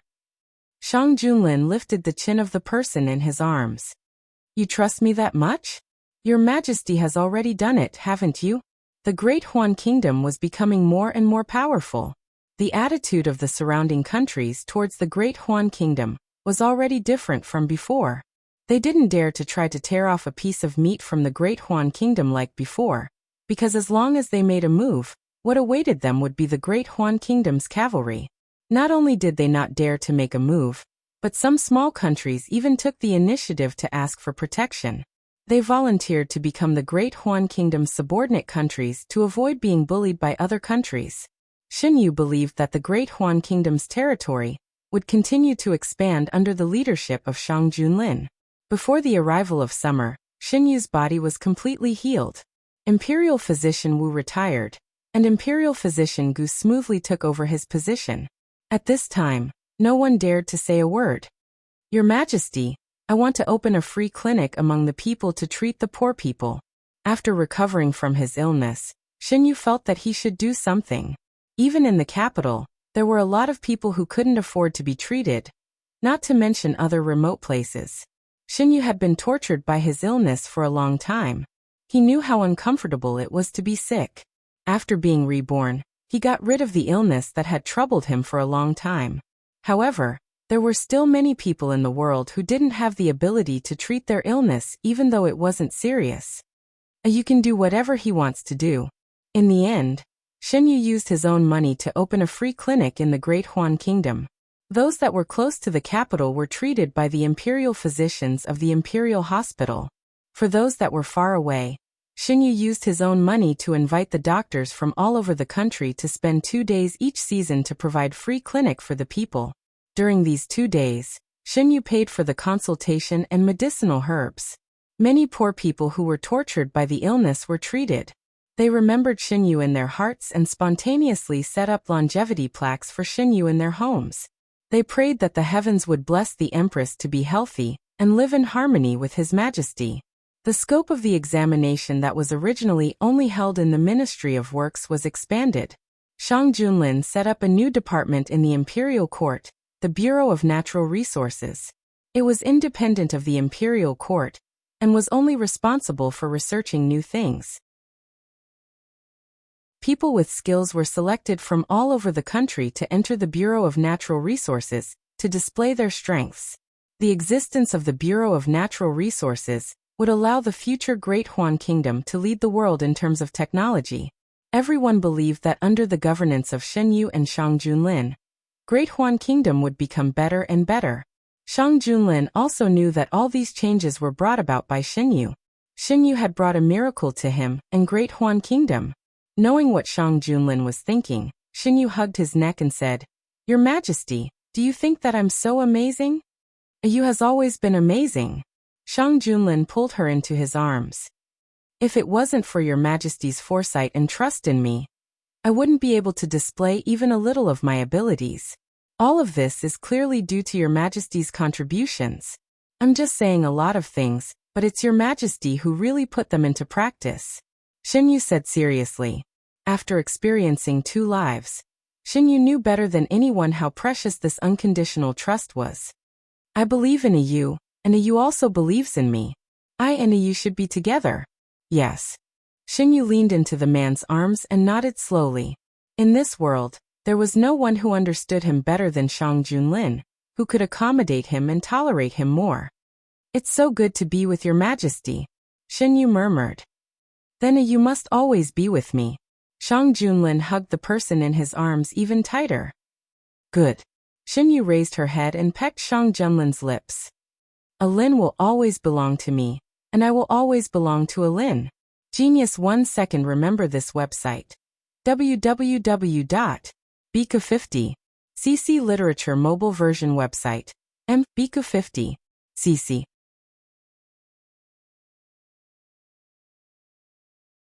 Chapter 253. It was another spring, and the students went to the capital for the imperial examinations. Xinyu and Shang Junlin changed into casual clothes and went out of the palace. The street was very lively, and the vendors were shouting. Students from all over the country stopped from time to time to buy one or two things. Xinyu, who was dressed in a green robe, was holding the hand of a tall man in a black robe as they walked in the crowd. Lin, do you have any plans today? Let's walk around first. If we're hungry, we can go to the Yingxing Tower to eat. Then we can go to the newly built Mingyu Building. Mingyu Building was a library that collected a large number of famous works. There was even no lack of copies that were hidden in the hands of aristocratic families. People from all over the country could borrow and read there. Since the opening of Mingyu Building, it had become the favorite place of scholars. Here, they could read a lot of books that they couldn't read normally. There were many students coming and going. They were discussing the changes in Dahuan, the wisdom of the emperor, and their future dreams. Xinyu and Shang Junlin brushed past them. The sun was bright, and the warm velvet sprinkled on them, bringing the hope of spring. Xinyu and Shang Junlin walked into the alley that they had been to before. It was not much different from 3 years ago, but this time, the bookstall owner strongly recommended the articles written by He Qingyu, Jiang Huiqing, and Fang Jiai. Xinyu and Shang Junlin found the familiar boss and walked to the front of the stall. Xinyu picked up a book from the stall. Boss, do you have any recommendations? This year, of course, I must recommend the articles written by the 3 officials who passed the imperial examinations last time. Who doesn't know that the 3 officials are valued by the emperor? They were promoted very quickly. After reading their articles, the bookstall owner took out a book from behind and suddenly opened his eyes wide. 2 young masters, long time no see. How have you been? You still remember us? Xinyu held the handle of his fan and pressed it against his chin. 2 young masters, I will never forget you. Since you are acquaintances, I can give you a discount on whatever you want to buy. Xinyu now knew that these stall owners had legitimate bookstores behind them. They had set up their stalls here because the students had spread the word of mouth and knew about this place. On the other hand, it was more convenient. Most of the books here were for students. Xinyu picked a few books and handed them to Shang Junlin. He asked, Boss, do you still have those storybooks from before? Young master, are you talking about the story of those 2? The bookstall owner pointed to the sky. Xinyu nodded. So the 2 young masters are also chasing after their stories. You've asked the right person. Here, we not only have the common ones on the market, but also the collector's edition. A collector's edition? The bookstall owner had a mysterious look on his face. You might not be able to buy this collector's edition just by having money. You have to be a regular customer. Xinyu's interest was piqued. Boss, do you have it here? We don't have it here. We only have it in the bookstore. If the 2 of you are interested, I can get my assistant to bring it over. Xinyu was curious about what was written in the collector's edition. He nodded. Sorry to trouble you, boss. Xinyu and Shang Junlin didn't leave immediately, because they had to wait for the book to come back. Instead, they strolled around nearby. When they reached a corner, Xinyu stopped. Alin, do you still remember this place? Yes. Shang Junlin pinched Xinyu's fingers. Xinyu looked around. There shouldn't be anyone coming this time. Alin, do you want to kiss?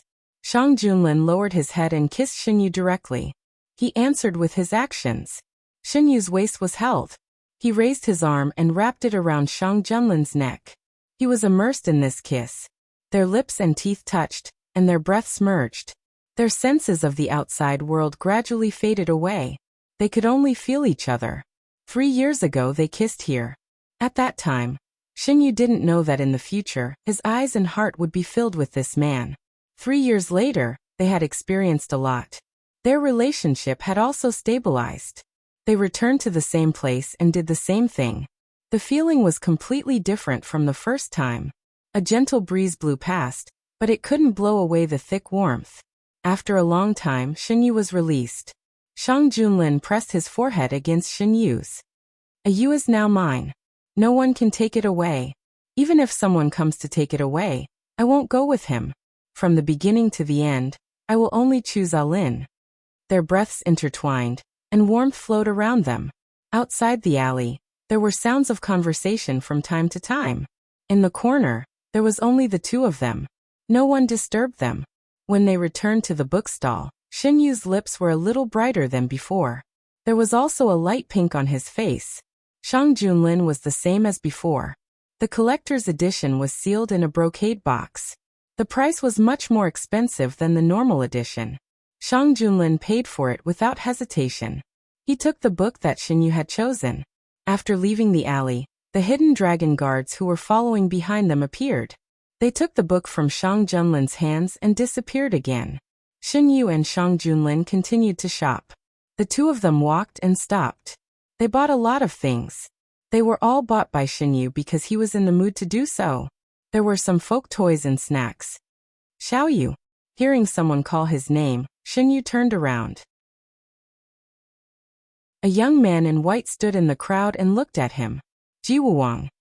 Xinyu held Shang Junlin's hand and walked over. Your eyes. Xinyu looked at the young man in white who was slightly taller than him. The white cloth covering the young man's eyes was gone. Without the white cloth covering them, Xinyu realized that the two of them looked even more alike. My eyes are fine now. Jiwuwang raised his hand and touched his eyes. Let's talk somewhere else. Shang Junlin said. There were so many people on the street. It was not convenient. Just when it was time for lunch, the group went to the Yingxing Tower. They chose a private room on the second floor by the window. Jiwuwang sat opposite the two of them. How is the Ji family now? Xinyu poured tea for the three of them and asked. Most of the family members have moved out. Now that the world is peaceful, they have adapted well. If there was a choice, no one would want to live a closed life. The Ji family moved to a place with beautiful mountains and limpid waters. It was not far from the capital. It could be reached by horse in half a day. The location was chosen by Ji Wuwang. He wanted to be closer to Xinyu. If Xinyu was wronged, he could help him in time. However, most of his worries were unnecessary. They had not seen each other for more than a year. Shang Junlin treated Xinyu the same as before. As the emperor of a country, it was easy for him to take care of his younger brother. Ji Wuwang and Xinyu talked about the Ji family. In the end, he said, you can let the family members participate in the free medical consultation. The Ji family is a medical family. This kind of opportunity can also let the younger generation learn a thing or two. Xinyu agreed. If they are interested, they can participate. Of course, I will not treat them unfairly. They will get what they deserve. The Ji family has a lot of medical books and herbs. If you need them, you can come and get them. Occasionally, Shang Junlin would also say a few words. The three of them chatted happily. Xinyu looked out of the window and saw a person he had seen before. The young man in the past had grown into an elegant young master. Under the care of Feng Jun, his official career was smooth sailing. Did you save a child in Subei? Xinyu turned back and looked at Ji Wuwang. The young man who was brought back by Feng Jun from Subei, could it be that he was saved by Ji Wuwang? I have indeed been to Subei before. It was many years ago in search of your mother's whereabouts. At that time, Subei was very chaotic. I saved many people along the way.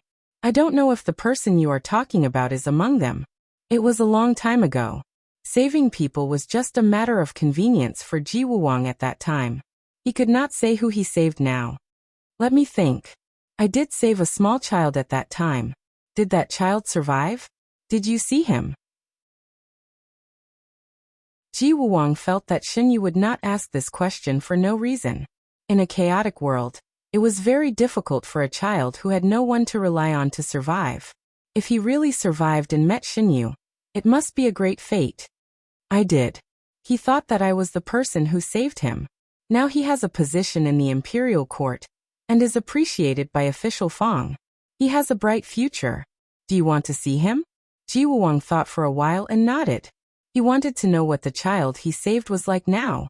Shang Junlin called the hidden dragon guards to invite that person over. After the meal, Xin Yu and Shang Junlin left to give the two people some space. So that person was Ji Wuwang. Shen Yu sighed. He was mistaken for you. That person looks similar to a Yu.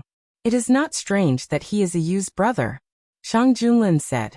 Xin Yu turned around and looked at the Yingxing Tower.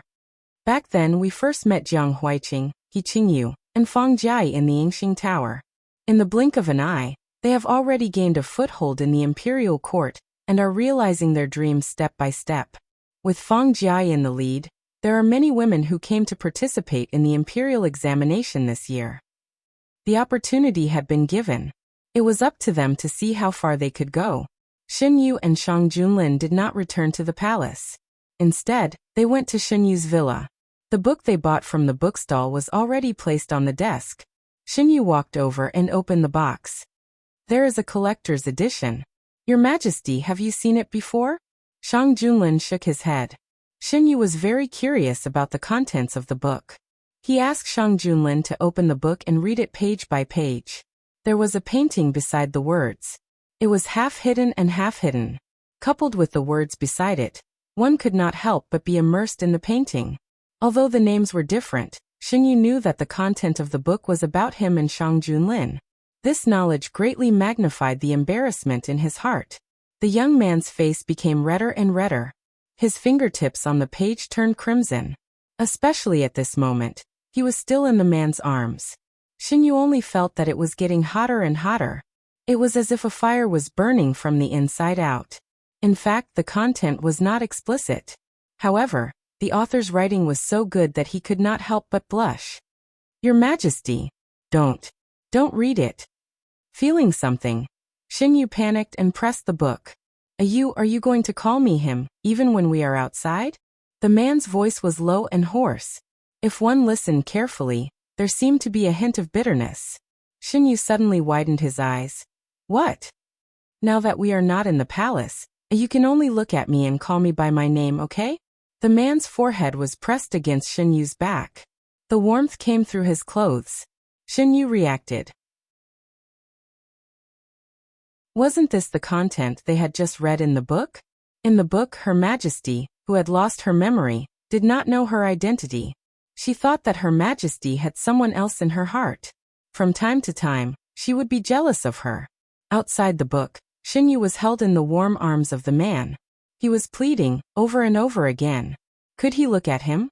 He was like a lover who was raised outside, and could not see the light of day. He longed for his lover's pity. Ever since Ayu entered the palace, he hasn't come to see me for a long time. Ayu also loves me, okay? He looked even more pitiful. Alin, what are you doing? Xin Yu exclaimed. He was pressed against the bed by the man. Shang Junlin supported Xin Yu's face with one hand and caressed Xin Yu's face with the other hand. He rubbed it intimately. Ayu has become more beautiful after not seeing you for a while. You know that it's not easy for me to come out. Why are you still making a fuss with me? Since Shang Junlin wanted to act, Xin Yu was happy to accompany him. I just want to see you more. The man lowered his eyes. I want to hug you more. Xin Yu raised his hand and stroked the back of the man's neck. He comforted. Am I not here to see you? I won't forget you. The man's hand kept moving downwards, causing a shiver. There were still red marks on her snow-white and delicate skin. The man's gaze swept across her, and his eyes became darker and darker.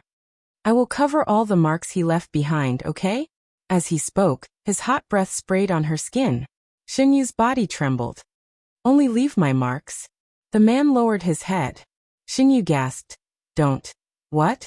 Ayu doesn't want to? The man's voice was filled with jealousy. You still say that you don't care about him? I don't. Xin Yu didn't know what Shang Junlin was doing to him, but now he was neither moving up nor down. He was very uncomfortable, and even his voice was trembling. What do you want to do? I want to keep you. The man's slender fingers stroked the marks one by one. I want to leave only my marks on this. The faded marks were dyed red one by one, covering another person's breath one by one. The young man seemed to be resisting, but also seemed to be unable to bear it. He couldn't help but hide to the side. Soon he was pulled back. Where do you want to hide? The man's arms were strong and firmly shackled the person in his arms. Xingyu was in his arms and couldn't escape. I don't want to hide. Under the gravity, his voice even sounded like he was crying. This made the man even more excited. He hugged the young man in his arms tightly and left a string of kisses on his face. Xingyu liked the feeling of kissing. When he felt another person's warmth on his lips, he couldn't help but chase after him. His behavior pleased the man. The man moderated his strength to give Xingyu time to adapt. The kiss gradually became stronger. The wind set off stormy waves, and the lonely boat rose and fell with the waves. You can only be mine. Not me, but me. It has nothing to do with identity, it's just me. Genius 1 second. Remember this website. www.Bika50. CC Literature Mobile Version Reading Website. Bika50. CC.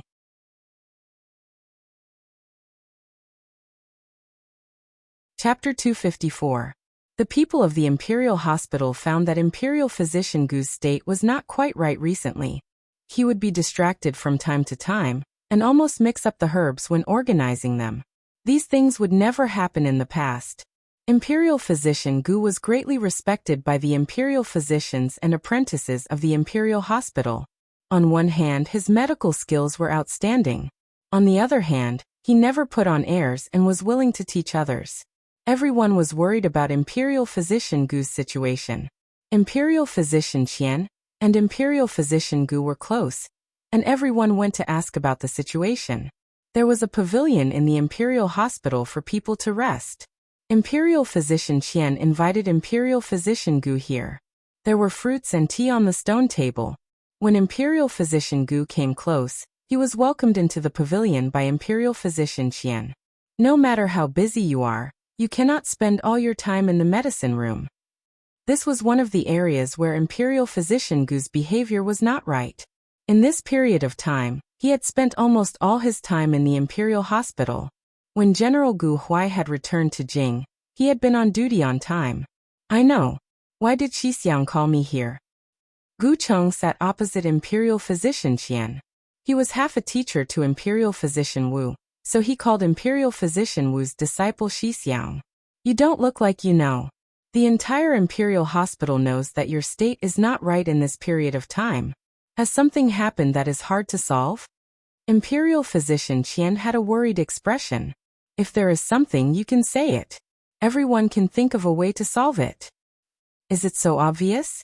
Gu Cheng finally realized that everyone had seen it. It is very obvious. Imperial Physician Qian poured a cup of hot tea and handed it to Gu Cheng. Don't be in a hurry to refuse.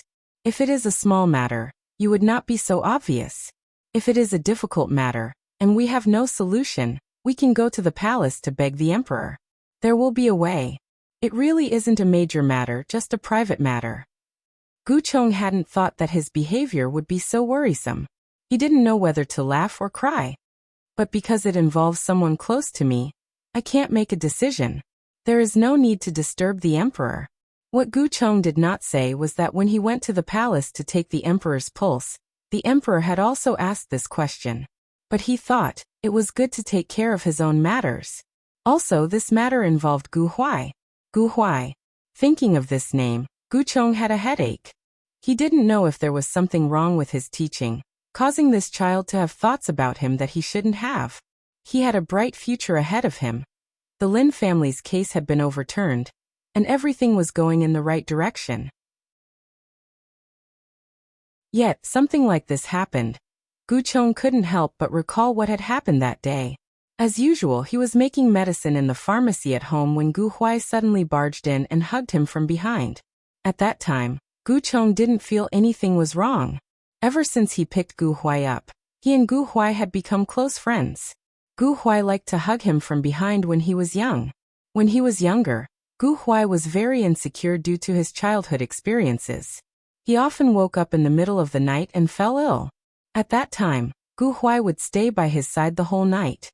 When he was about to wake up, Gu Chong would gently pat him on the back and coax him back to sleep. He didn't think much of it. He patted his grown brother's head and asked, "What's wrong?" "I miss you." Gu Huai's voice was muffled. "Why are you still acting like a spoiled child at this age?" Gu Chong smelled alcohol. "Have you been drinking?" "A little." Gu Huai rubbed against the back of Gu Chong's neck like a big puppy. Gu Chong felt itchy and couldn't help but move aside. He didn't see the intense emotions in the man's eyes because of his movement. "Why are you avoiding me?" The man's voice turned cold. Gu Chong didn't notice it. He thought Gu Huai was feeling unwell after drinking. He comforted him. "You're making me itchy. Are you uncomfortable? I'll make you a bowl of hangover soup." "I'm not uncomfortable. Don't go." Feeling Gu Huai was about to leave, Gu Huai tightened his arms.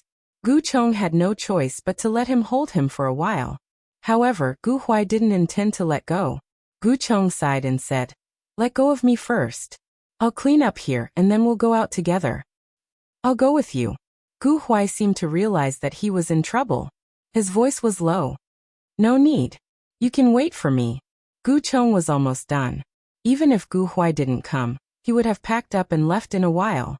Gu Huai hugged the person in his arms for a while, and reluctantly let go. Gu Chong quickly packed up his things, took Gu Huai, who was following closely behind him, and walked out. He led Gu Huai to his room and put him on the bed. Gu Chong wanted to pour a glass of hot water for Gu Huai, but Gu Huai wouldn't let go. "I'll get you a glass of hot water." Gu Huai shook his head. "I don't drink." The tall man sat on the edge of the bed and looked at him like a big dog afraid of being abandoned. Gu Chong surrendered and walked to Gu Huai and sat down. "How much did you drink?" Why did he feel that he was drunk? Gu Huai tilted his head and leaned on Gu Chong's shoulder. "Brother, did someone ask for your hand in marriage today?" There was nothing strange in his tone. His eyelids drooped, hiding the surging anger in his eyes. He knew that his brother was obsessed with medicine and had no interest in love. It would be an extravagant hope for his brother's feelings to be reciprocated. He didn't intend to force it. As long as they could stay like before, with no one between him and his brother, it would be fine. He would always be a good brother and shelter his brother from the wind and rain. He thought that was enough. However, he underestimated himself. The human heart was never satisfied. As long as he thought that one day, there would be a woman who would be intimate with his brother, he couldn't control the jealousy in his heart. He had nothing in his life except his brother. No matter what, he couldn't watch such a thing happen. Because he had nothing, he wanted to hold on to the only thing he had. His brother was too outstanding. This excellence would be seen by more and more people. Of course, part of this was because of him. His relationship with his brother was good. It was no secret in the capital. Those people thought that by marrying his brother, they would be able to establish a relationship with him. As he rose in the court, there would be more and more people like this. "Yes, but I rejected them." "Xiao Huai, are you unhappy because of this?" Gu Chong suddenly remembered that he had noticed this before. That was many years ago. Gu Huai was just a powerless youth. He didn't have a firm foothold in the imperial hospital. Unlike now, who in the court didn't know that he had cured the empress's illness and was highly valued by the emperor and the empress. No one dared to make trouble for him. At that time, a young lady from an official's family had taken a fancy to his appearance and sent someone to be a matchmaker. After she was rejected, she tried to use her power to pressure him and force him to submit. It wasn't until the young lady's father was exposed for corruption that the matter was resolved.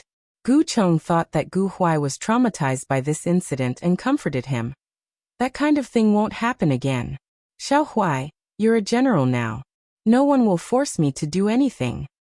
"I know." Gu Huai closed his eyes. "Brother, don't get married. Don't abandon me."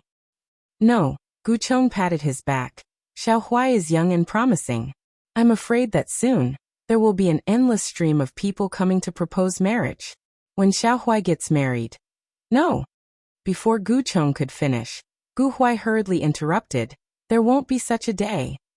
Xiao Huai will get married. You're the only bloodline left in the Lin family." "Brother, I won't get married." Gu Cheng's words were interrupted again. Hearing the anger in Gu Huai's voice, Gu Cheng softened his tone.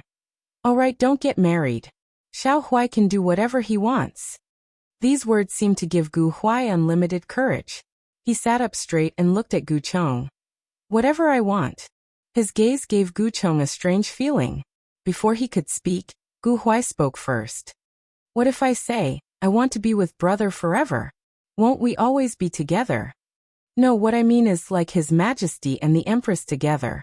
Brother, I like you. The kind of like that I want to marry you. The man's eyes were burning. Gu Cheng didn't see a trace of joking in them. He opened his mouth, but found that he couldn't say a word. After a long while, he heard his own voice. Xiao Huai, you're just too dependent on me. You can't differentiate between different kinds of feelings. You'll understand in the future that these are different. Gu Huai stared at Gu Cheng. The fire in his eyes seemed to set him on fire. No, brother, I'm very clear. If it's a normal brotherly love, would the younger brother want to kiss the older brother? Would he only think of the older brother in his dreams? Would he want to press the older brother down on the bed? Don't say any more. Gu Cheng awkwardly turned his face away. His face was dyed red. Gu Huai's eyes darkened. He closed his eyes and restrained his aggressiveness. I won't force you to make a decision. I just want you to know what kind of feelings I have for you. If you can accept it, I'll naturally be happy. If you can't, I hope you won't distance yourself from me. I'll always be your obedient younger brother. Gu Cheng was very embarrassed. He casually said a few words and hurriedly left. This time Gu Huai didn't stop him. Gu Cheng was still a bit embarrassed after being pulled out of his memories. How could he talk about this kind of thing to others? Seeing that he didn't want to talk about it, Imperial Physician Qian didn't make things difficult. I know you have your own ideas. If you can't solve it, you can tell us. After that, Imperial Physician Qian took the initiative to change the topic and talk about medicine. Gradually, Gu Cheng was immersed in it and forgot about his previous awkwardness. In the blink of an eye, it was time to go off duty. Gu Cheng packed his things and felt a bit awkward. He admitted that he was hiding from Gu Huai. Ever since Gu Huai revealed his feelings for him that night, he didn't know how to interact with him. He simply found an excuse to stay in the Imperial Physicians' Hospital. But now that his colleagues in the Imperial Physicians' Hospital could see that something was wrong with him, he couldn't continue to hide like this. It was snowing. It often snowed in Dahuan's capital during winter. Gu Cheng walked out of the Imperial Physicians' Hospital, thinking about how to spend the next 2 days. His gaze landed on a certain spot and suddenly paused. A tall man stood not far away with an umbrella, silently looking at him. There was a layer of snow on the umbrella. Gu Cheng didn't know how long he had been standing there. His heartache suppressed his other emotions. Gu Cheng hurriedly walked over and grabbed the hand holding the umbrella. How long have you been standing here? Are you cold? Genius 1 second. Remember this website. www.bika50. CC Literature Mobile Version Website. Bika50. CC.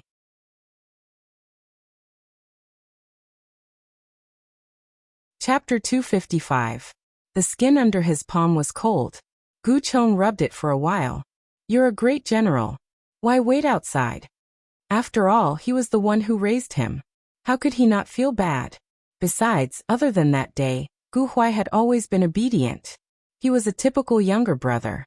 Gu Cheng was always glad to have such a person by his side. I'm afraid that you don't want to see me. Gu Huai replied in a low voice. I won't. Gu Cheng sighed. He just didn't know how to face it.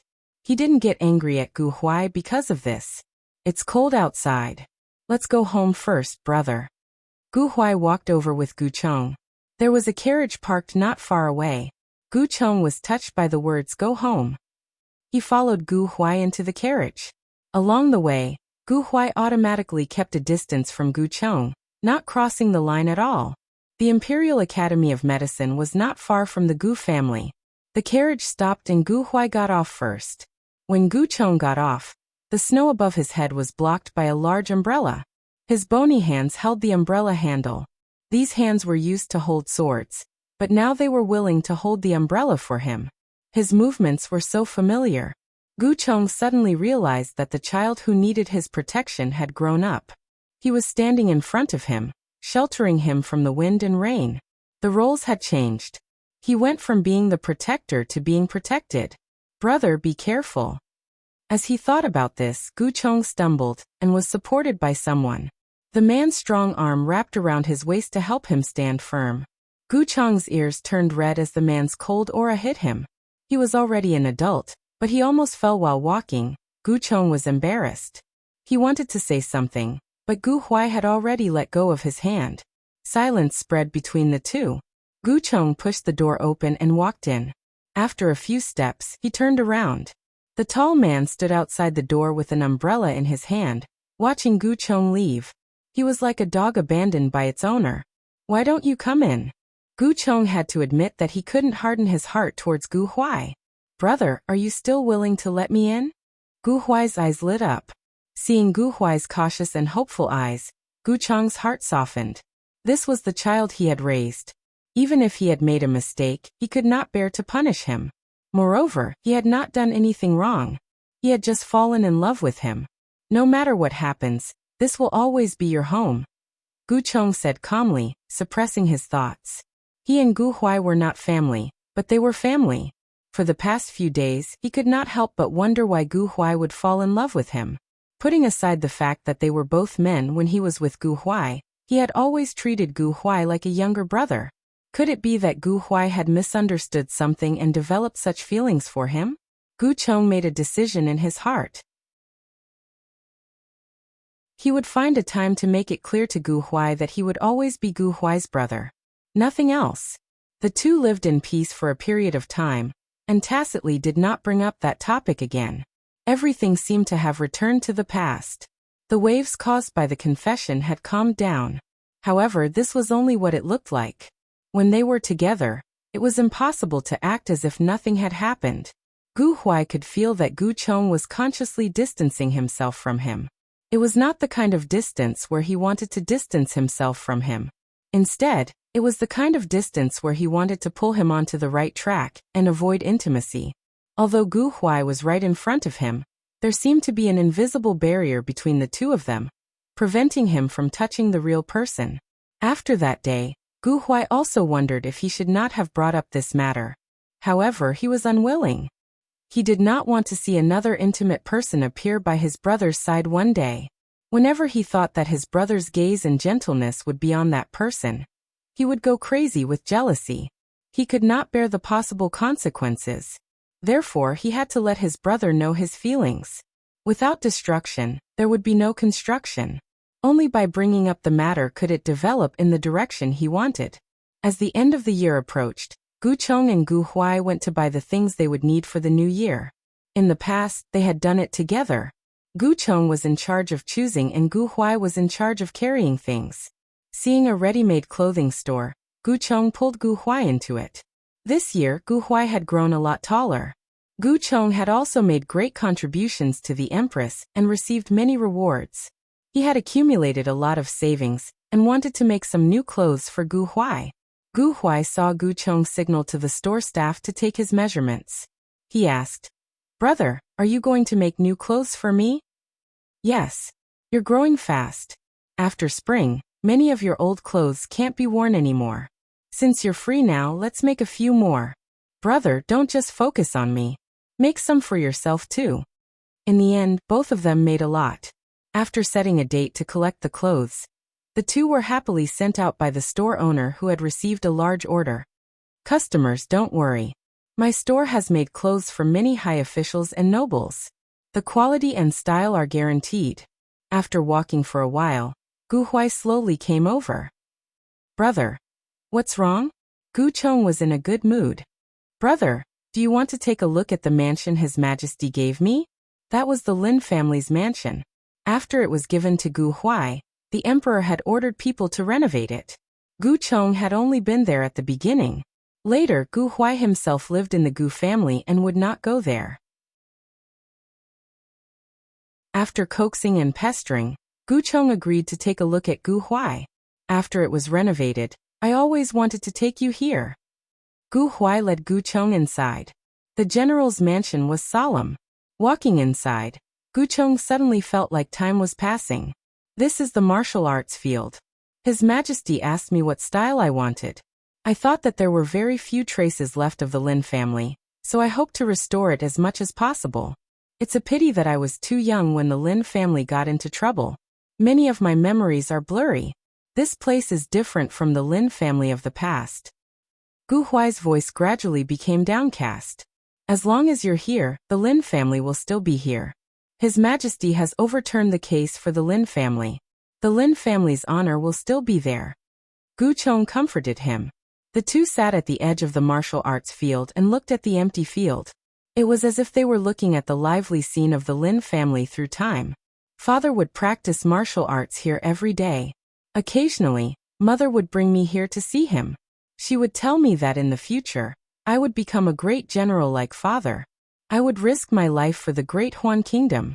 Father always told me that a general's greatest glory was to die on the battlefield, but the Lin family had been loyal for generations. In the end, they were framed by treacherous officials. Although they died on the battlefield, they didn't die at the hands of the enemy. They lost their lives in the conspiracy of their own people. It's all in the past. Guchong patted Gu Huai's head. The wicked have been punished. The good have been vindicated. Everyone has returned to their rightful place. In the past, I was really scared. When I was sent away, I fainted. When I woke up, my dignified father, my mother who loved me dearly, my big sister who would make me laugh. Everything, including the Lin family, was gone. For a long time, I thought I was dreaming. When I woke up, my father, mother, and the Lin family were still there. My mother would gently tell me, "Don't be afraid. It's just a nightmare." Gu Huai's tone was calm, but it was this calmness that made Guchong unable to bear it. Whoever raised a child would love him dearly.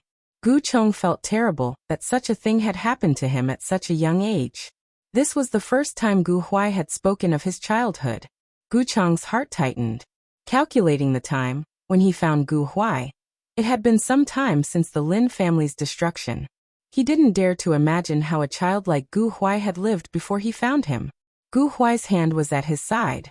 Guchong reached out to cover it, as if he wanted to warm this person up. Guchong turned to look at him. The man's side profile was handsome and firm. The current Gu Huai, compared to when he was first picked up, had really changed a lot. Guchong sighed in his heart. This was a child he had raised single-handedly. From a thin and sickly child, he had grown into a handsome man. His eyes were filled with pity and emotions that he didn't even realize. Gu Huai felt it. His lips curled up slightly. "Brother, do you remember? For a long time, I didn't dare to sleep alone. I wasn't timid, I was afraid. I was afraid that when I woke up, I would be alone again. At that time, I only had you. I was afraid that you would be gone when I woke up." Of course Guchong remembered. At that time, he was also poor. He had prepared a small bed for Gu Huai. Who would have thought that when he woke up in the middle of the night, he would find a small figure curled up beside him. After asking, he found out that the child often came to him in the middle of the night and left before he woke up. No wonder he didn't notice. "When I asked you, you only said you were afraid of the dark. I didn't know. This has nothing to do with you." Gu Huai interrupted Guchong. "It's me who didn't tell you. How did you survive before you met me? Didn't you have servants to protect you? How did you end up in such a sorry state?" Guchong remembered clearly that when he found Gu Huai, there was no adult by his side. On a rainy night, a child in tattered clothes had collapsed beside the house he rented at the time, suffering from a high fever. If he hadn't met him, he wouldn't have survived so easily. Something happened. A few people were disloyal and wanted to hand me over for a reward. I saw through them and escaped under the protection of a few loyal servants. Gu Huai made light of the situation, but the actual situation was far more dangerous than he made it out to be. At that time, someone leaked the news, and the people who were supposed to help them were replaced. There weren't many people protecting him to begin with. It was a close shave that allowed him to escape from those people. Those who protected him were all dead. In the end, he was the only one left. He didn't want to accept his fate. He was protected by the Lin family. No matter how difficult it was, He wanted to live. Only by living could he have a chance to take revenge. Those people poured basin after basin of dirty water on the Lin family. The souls of those who died in vain were wailing, but Gu Huai could do nothing. He could only protect himself, gather strength little by little, and wait for the best time to counterattack. He fell into the abyss in that fire, and was pulled back to the human world by a pair of tender hands on a rainy night. He didn't want to implicate Gu Chong because of him, so he had to be very careful. Fortunately, Gu Chong didn't get involved in danger because of him. Genius 1 second. Remember this website. www.biku50. CC Literature Mobile Version Website. Biku50. CC.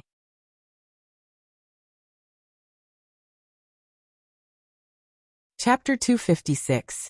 Under such circumstances, Gu Chong could not help but nod in agreement. Gu Huai was very happy, his face overflowing with joy. Gu Chong watched, seeing him emerge from his childhood memories, and smiled faintly.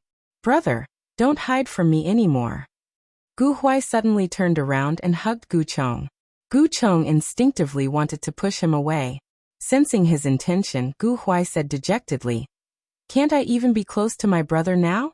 You used to let me hug you." Hearing the faint reproach in Gu Huai's tone, Gu Chong could not help but reflect on himself. Had he overreacted? Gu Huai had been clingy since he was young. Would his alienation have a bad influence on the child? Moreover, Gu Huai was just hugging him. There was nothing wrong with him. He was his only family. Hugging him would not hurt him. Feeling Gu Chong's loosening, Gu Huai's lips curled up. Gu Huai hugged Gu Huai. Gu Chong could not see his expression, but he felt that this hug was very warm. Gu Huai did not have a family, and neither did he. Gu Huai was greedy for his warmth, and he also needed Gu Huai to entrust his feelings. He and Gu Huai were like two entwined vines, inseparable. "All right, you've hugged for long enough. Let go." After some time, Gu Chong spoke. Gu Huai obediently let go. "Brother, let me show you my sword." The training field was fully equipped. Gu Huai stood up, took the long sword, and walked to the middle of the field. Gu Chong sat below, looking at the tall man. As they rose and fell, they both carried an extraordinary aura. It was as if he saw a young boy growing up bit by bit with the sword. This was the child he raised, and also his only family. Gu Huai's excellence made Gu Chong proud. After a day at the general's residence, their relationship was no longer stiff. Gu Chong no longer avoided Gu Huai intentionally or unintentionally. Everything seemed to have returned to the time when Gu Huai had not expressed his feelings. However, both of them knew that some things had quietly changed. The two spent the new year together. When Gu Huai was not busy, he would go to the Imperial Academy of Medicine to wait for Gu Chong to finish his duty as usual. Then they would go home together. On the days off, Gu Huai would help Gu Chong take care of the herbs at home. The courtyard where they lived had a special place to grow herbs. Before Gu Huai became an official, he took care of a lot of things. After Gu Huai became an official, in order to not tire his brother out, he sent a few meticulous and reliable servants to take care of the medicinal fields. "Brother, you just need to focus on your medical studies. Leave these menial tasks to the servants." These were Gu Huai's words at that time. With the arrival of spring, the planted medicinal plants sprouted. As the weather warmed up, they gradually grew. Early in the morning, Gu Chong waited for a long time, but Gu Huai, who had agreed to go out with him, did not appear. He went to the courtyard to look for him. "Xiao Huayu." Gu Chong suddenly paused when he saw the person in the courtyard. By the well, Gu Huai was bare-chested and pouring water on himself. The young man's skin texture was very beautiful. The water droplets meandered down his muscles. It was a lively scene. Caught off guard, Gu Chong quickly averted his gaze, but the image still formed in his mind. It turned out that in a place he did not notice, Xiao Huai had grown into a real man. At this moment, Gu Chong clearly realized that the brother he spent time with was no longer the weak youth who needed his protection, but an adult who could shelter him from the wind and rain. "Brother, why are you here? Did I keep you waiting for too long?" Gu Huai broke the silence. "You are. I just sweated from practicing martial arts. I wanted to wash up before going to find you." Seeing the redness spreading from Gu Chong's neck, Gu Huai touched the roof of his mouth with the tip of his tongue. Brother, wait for me for a while. Accompanying Gu Huai's voice was the sound of water splashing and the rustling sound of fabric rubbing against each other. Gu Chong stood where he was, not knowing whether to leave or not. He did not know where to look. I'll wait for you outside. Brother, don't go. I'll be done soon. After waiting for a while, the sound of footsteps approached. Gu Huai walked to Gu Chong's side. Brother, I'm done. After being blown by the cold wind for a while, the heat on Gu Chong's face subsided.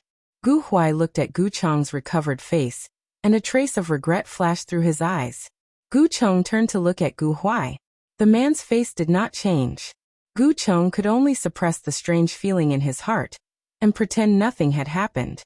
The two went out and got on the carriage, heading straight out of the capital. A few days ago, Gu Chong heard from his colleagues in the Imperial Academy of Medicine that a rare medicinal herb had appeared on a mountain outside the capital. They were going there for this herb. The mountain was quiet and secluded. Gu Chong and Gu Huai walked on an unopened path.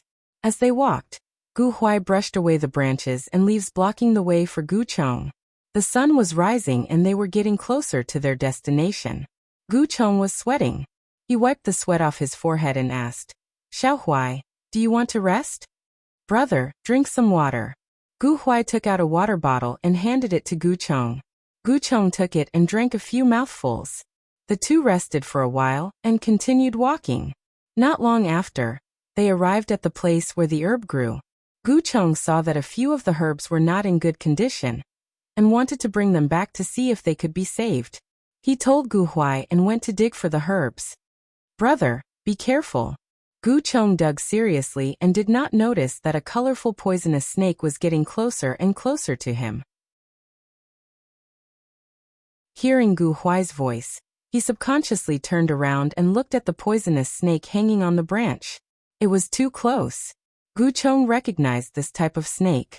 It was very poisonous. If he was bitten and did not treat it in time, he would most likely lose his life. Fear overpowered all reactions. He froze in place, afraid that any movement would cause the snake to attack. As he was thinking about how to avoid the snake's attack, a branch shot straight at him and pierced through the snake's body, nailing it to the tree trunk. It was Gu Huai. Gu Huai quickly ran to Gu Chong's side and pulled him aside. Only when he was sure that Gu Chong was fine did he let out a sigh of relief. Gu Huai held Gu Chong tightly in his arms. He raised his hand with difficulty and patted the man's back. I'm fine. Don't be afraid. I'm fine now. Gu Huai did not say anything. His heart was still beating wildly. When he found that the snake was too close to Gu Chong, his hands were shaking. He had never been so scared before. After this incident, it was already late. Gu Chong packed up and went down the mountain with Gu Huai. He knew that Gu Huai was frightened. When he was held, he felt the man's body trembling. On the way back, Gu Huai held Gu Chong's hand and said in a low voice, Brother, don't do such a dangerous thing next time. If you need any herbs, let me know. I'll get someone to pick them. Okay. Gu Chong touched Gu Huai's head. He was just frightened at the time. Now he was fine. He had brought the snake back. The more poisonous the snake, the better the effect of the medicine. On the other hand, Gu Huai was still scared. In fact, before coming this time, Gu Huai had asked others to come. It was Gu Chong who insisted. Gu Huai could not persuade him and had to come along. Gu Chong didn't expect to encounter such a thing. After returning home, Gu Chong made Gu Huai a calming medicine and watched him take it. Rest for a while. I'll go outside and clean up. I'll go with you. Gu Huai followed behind Gu Chong like a little tail. He was very anxious and did not want Gu Chong to leave his sight. After this incident, Gu Chong found that Gu Huai was even more clingy to him. If not for Gu Chong's insistence, Gu Huai would have clung to him even at night. The moonlight shone on the ground.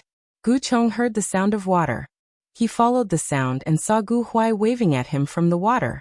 Under the moonlight, everything was hazy and unpredictable. Gu Chong did not know why Gu Huai was in the water.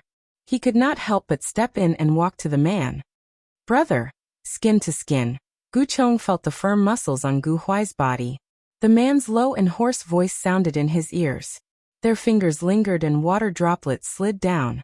His body was getting hotter and hotter. The surrounding environment had changed. He lay under Gu Huai and kissed the direction of the water droplets. "Brother, do you like it?" Gu Cheng's mind buzzed and he suddenly opened his eyes. So it was a dream.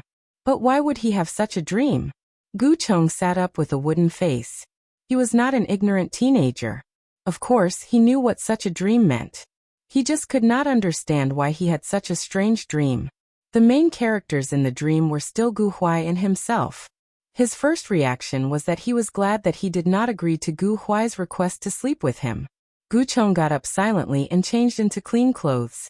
He threw away the dirty clothes. Out of sight, out of mind. Gu Huai found that Gu Cheng was avoiding him again. But this time, there was a slight difference. He was not avoiding anything. He was just being awkward. He was considerate and did not ask much. He continued to get along with Gu Cheng as before. Gu Cheng was embarrassed for a few days. He tried not to show any abnormalities in their daily interactions. One day, Gu Cheng was stopped by an imperial physician in the imperial hospital. Someone had asked him to ask for Gu Cheng's opinion. They wanted to matchmake Gu Huai and his youngest daughter. Lord Yao only has this one daughter in his family. She's intelligent and well-mannered. Gu Cheng knew that with Gu Huai's age and ability, this day would come sooner or later. But he did not expect it to come so soon. Later, Gu Huai came back from his shift. Seeing Gu Cheng waiting for him in the courtyard, he smiled and walked over. "Brother, are you waiting for me? There is something I want to talk to you about." Gu Cheng chose his tone carefully. "What do you want to talk to me about?" Gu Huai was curious. "Lord Yao asked someone to find me today. He wants to matchmake you and his youngest daughter." "Brother, you agreed?" Gu Huai's face turned cold. "How could I agree without asking you?" Gu Cheng was embarrassed. When Gu Huai confessed to him, he swore that he only saw him as a younger brother. But now, hearing that someone wanted to marry Gu Huai, he actually felt uncomfortable in his heart, as if something that belonged to him was about to be taken away. "Brother, you were right not to agree. I don't want anyone else other than you." Gu Huai looked at Gu Cheng and said directly, "I know. This is your own business. I won't make the decision for you." Hearing Gu Huai's answer, Gu Cheng sighed in relief. His subtle change did not escape Gu Huai, who had been observing him. Thinking of a possibility, Gu Huai was startled. He said tentatively, "Brother, I don't want to be with anyone else. No matter how good they are, they can't compare to you in my heart. If you can agree to be with me." "What nonsense are you talking about?" Gu Cheng interrupted in a panic. "Don't say that again." Gu Huai had an idea. He thought that he would need more time to see the result. He didn't expect it to come sooner than expected. "Brother, do you really dislike my feelings?" The man lowered his eyes, like a dog afraid of being abandoned by its owner. "Dislike it?" Gu Cheng asked himself honestly. He didn't dislike it. He just before he could think carefully, a pair of strong arms wrapped around his waist. The man leaned close to his ear. "Brother, do you feel disgusted by what I'm doing?"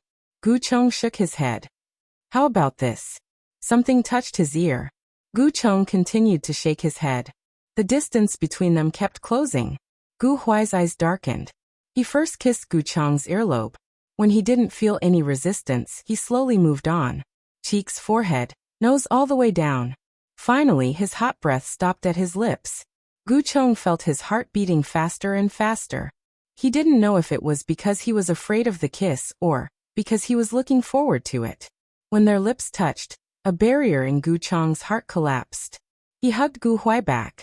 His action gave Gu Huai great encouragement. Gu Huai was overflowing with joy. His arms unconsciously tightened, as if he wanted to rub the person in his arms into his body. The kiss was getting crazier. Ugh. Gu Cheng's lips hurt and he groaned. This sound woke Gu Huai up. He let go of Gu Huai. "Sorry, brother." Gu Cheng had time to breathe. He leaned on the man's shoulder and breathed slowly. Gu Huai was still hugging him. He didn't want to let go. His lips lingered on Gu Cheng's face, leaving a trail of wet marks. Gu Cheng felt that Gu Huai was really like a spoiled and clingy dog. Especially now, it was hard to resist. Brother, try it with me. Gu Cheng grabbed his hand and gasped. Don't touch me. If you don't object, I'll take it that you agree. Gu Huai knew Gu Cheng's character, so he didn't force him to say it. I'm so happy. Gu Huai kissed him again. Brother, a breeze blew. The two of them, whose hearts were connected, hugged each other tightly. Their clothes were entwined. The rest of their lives were complete. Genius 1 second. Remember this website.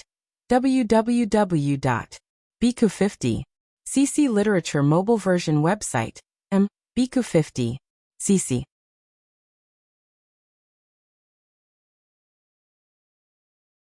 Chapter 257. On the day he returned to Subei from the northern desert, Jiang Huiqing felt an indescribable sense of unease. He did not know where this feeling came from, nor did he know why. He could not figure it out, so he thought it was because he was homesick. Very few people knew about his movements. This time, only He Qingyu, who had been covering for him, knew about his return. It was already late at night when he arrived. In order not to attract attention, the He residents did not make any big movements. Jiang Huiqing and the hidden dragon guards escorting him entered the He residence in the dark. Brother Qingyu? When Jiang Huiqing entered his courtyard, he saw an unexpected person. Sorry, I cannot hold a welcome banquet for you. Huiqing, you have worked hard. He Qingyu took 2 steps forward, as if he wanted to get closer to Jiang Huiqing, but for some reason he stopped halfway. There is no need for such trouble. Jiang Huiqing stood in the same spot. I have troubled official He for this period of time. Huiqing, why are you so distant from me? He Qingyu's fingers that were hanging in his sleeves curled up. Jiang Huiqing did not know what to say. They had not seen each other for almost a year. Whether it was He Qingyu or him, they had changed a lot. The man standing in front of him had an imposing aura. Even in the northern desert, he had heard a lot of news about He Qingyu. After taking power in Subei, He Qingyu reorganized the government and reformed the old system. In the shortest time possible, he turned Subei back on the right path. Under his leadership, Subei had begun to flourish. Before they arrived at the He residence, Jiang Huiqing had observed the lives of the people in Subei. Compared to when they had just arrived, it was completely different. Now the people in Subei lived and worked in peace. They did not have to worry about being attacked by outsiders. They could live their own lives. Everyone had a happy smile on their faces. Everywhere was full of vitality. The man standing in front of him was the one who brought about this change in Subei. Jiang Huiqing had always known that He Qingyu was very outstanding, but he had never expected him to achieve so much in such a short time. Little did he know that half of the reason why He Qingyu could achieve so much was because of him. The two of them looked at each other. It seemed like something had changed, but it also seemed like nothing had changed. He Qingyu struggled to suppress the feelings in his heart. In the end, he was defeated under Jiang Huiqing's gaze. He strode forward quickly, not giving Jiang Huiqing a chance to react, and directly pulled her into his arms. Let him be selfish this time. He Qingyu thought. Huiqing, it's good that you came back safely. A hug dispelled the estrangement between the two of them. Jiang Huiqing's eyes were hot, and he reached out to hug her. I'm back. I miss you, Huiqing. He Qingyu's voice was lower than usual. Jiang Huiqing wanted to see his expression, but he was held in the man's arms and couldn't move, so he had to give up. I miss you too. After being hugged for a while, Jiang Huiqing whispered. He Qingyu was the first person he met who was so compatible with him. They were like-minded, knowledgeable, and had a pleasant conversation. If not for this, Jiang Huiqing wouldn't have gone with He Qingyu just to help him out. He Qingyu's existence filled the gap between Jiang Huiqing and Jiang Huiqing after the death of his teacher. He Qingyu was a close friend to Jiang Huiqing, an older brother, or perhaps there were other feelings that the master hadn't discovered yet. Can you tell me about the northern desert? After a quarter of an hour, He Qingyu restrained himself and let go of her. Jiang Huiqing was still a little reluctant. He hugged He Qingyu's waist and rubbed his shoulder. Back in Dahuan, he didn't need to be the flawless Mr. Yufeng anymore. He was just him, Jiang Huiqing, a young man who had just entered the officialdom. He didn't need to be perfect. He Qingyu barely stopped himself from hugging Jiang Huiqing again. The joy and excitement in his heart were much more than Jiang Huiqing's. In this year, not only did his feelings for Jiang Huiqing not disappear because they couldn't see each other, but it also deepened his feelings. It's late. Let's go inside first. He Qingyu's voice was slightly hoarse. That's right. It's not good to stand outside all the time. We haven't seen each other for so long. I have a lot to say to you. The two entered the house. The person who played Jiang Huiqing had already left. Jiang Huiqing looked around. The furnishings in the house were the same as when he left. Just tell me if there's anything you want. He Qingyu followed behind him. The decorations here are the same as when you left. If there's anything you don't like, just tell me directly. Everything is to my liking. It's already so late. Brother Qingyu, why don't you go and rest first? After entering the house, Jiang Huiqing realized that it was already late. He was too excited to sleep because he returned to Dahuan, but He Qingyu was not necessarily not sleepy. It's okay. I'm usually busy with work until late. Besides, we haven't seen each other for a long time. I also want to talk to you more. Since He Qingyu said so, Jiang Huiqing didn't refuse anymore. He picked some things that could be said to He Qingyu. After going deep into the northern desert, Jiang Huiqing realized how different the northern desert was from Dahuan. At first, I wasn't used to the lifestyle of the northern desert people. I thought that it would be best if I could come back as soon as possible. Later, I got used to it and felt that it was okay. I had too many things to think about and didn't have the energy to think about other things. Only when the situation stabilized could I breathe a sigh of relief. At that time, I really missed the days in Dahuan. Sometimes, when I encountered something interesting, I always wanted to share it with Brother Qingyu. Unfortunately, at that time, I couldn't even write a letter to Dahuan. There couldn't be any mistakes. I could only silently remember it in my heart. Maybe one day, I could travel the northern desert with Brother Qingyu. He Qingyu's heart softened. He knew that Jiang Huiqing didn't have that kind of feelings for him at the moment. However, this didn't stop him from being happy about it. He was a special person in Jiang Huiqing's heart. This knowledge made He Qingyu's heart boil. He told himself over and over again that he couldn't scare Jiang Huiqing. He had to do it step by step. Most of the time it was Jiang Huiqing talking and He Qingyu listening. Unknowingly, the outside of the window gradually brightened. The candles burned to the bottom and Jiang Huiqing stopped talking. It's daybreak. After daybreak, everything returned to normal. Jiang Huiqing slowly appeared in front of everyone after recovering from a serious illness.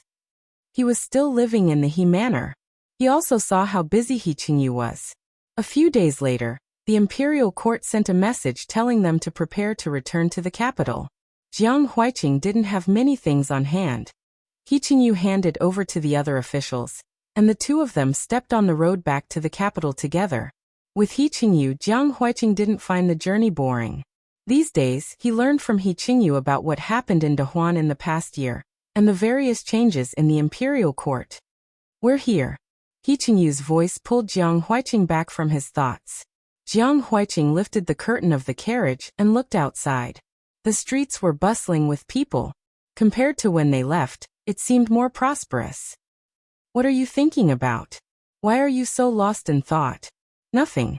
I just feel a bit unaccustomed to suddenly returning to the capital from the northern desert. Jiang Huiqing lowered the curtain and sat up straight. What's there to be unaccustomed to? He Qingyu smiled and poured him a cup of tea. He handed it to him. This time, His Majesty will probably let you stay in the capital. For many years to come, you will live here. No matter what happens in the northern desert, this is the place where we should work together. Brother Qingyu is right. Jiang Huiqing took the tea and took a sip. I haven't seen you for a year. Brother Qingyu's tea skills have improved. It's good that you didn't disappoint me. The carriage passed through the bustling streets and quiet alleys. It stopped in front of a secluded courtyard. A servant who had already received the news was waiting in front of the courtyard. When he saw the carriage coming, he hurried forward. Sirs, it must have been a tiring journey. Hot water and food have been prepared inside. Sirs, are you? Wash up first. He Qingyu, who loved cleanliness, couldn't stand the dust from the journey. After speaking, he helped Jiang Huiqing, who was getting off the carriage. Where's Huiqing? I'm also going to wash up first. Along the way, the food was arranged by He Qingyu. It wasn't mealtime now, so Jiang Huiqing wasn't hungry. The servant respectfully led Jiang Huiqing and He Qingyu inside. This courtyard was where they had temporarily stayed to avoid the endless stream of matchmakers. This time, after asking Jiang Huiqing's opinion, they finally decided to stay here first. Their rooms were close to each other. When they reached his room, Jiang Huiqing bid farewell to He Qingyu and entered his own room. The servant quickly prepared the hot water. Jiang Huiqing took off his clothes and soaked in the hot water. He sighed softly. The hot water washed away his tiredness. Jiang Huiqing soaked for a while, and reluctantly got out of the bathtub. He changed into a clean set of clothes and went out. He Qingyu had already tidied himself up and stood outside. When he saw Jiang Huiqing coming out, he walked over. Huiqing, do you want to rest at home or go out for a walk? I'll rest for today. I have to go to the palace later. He had to go to the palace and personally report to the emperor about the northern desert. Jiang Huiqing had made a great contribution to the northern desert. He went to the palace and brought back countless rewards. He Qingyu accompanied him to pack up these things. In the future, I'll have to rely on Huiqing to take care of me. Brother Qingyu, what are you talking about? There's no need to be so polite between you and me. After returning to the capital, they didn't have a new position for the time being. After reporting what they had done last year, they had a long break. He Qingyu received a letter from home saying that his sister had found a good husband and had given birth to a son this year. He was now an uncle and asked if he had time to go home. He Qingyu had promised to celebrate the new year with Jiang Huiqing. He couldn't help but feel a little embarrassed. Jiang Huiqing didn't know about this because he had an appointment with He Qingyu to buy something. When he didn't see He Qingyu go out, he thought that he was delayed by something and went to find him. He didn't expect to hear the housekeeper talking to an unfamiliar servant in the courtyard. Sir doesn't want to go back. You can reply to the He family and say that Sir is busy this year.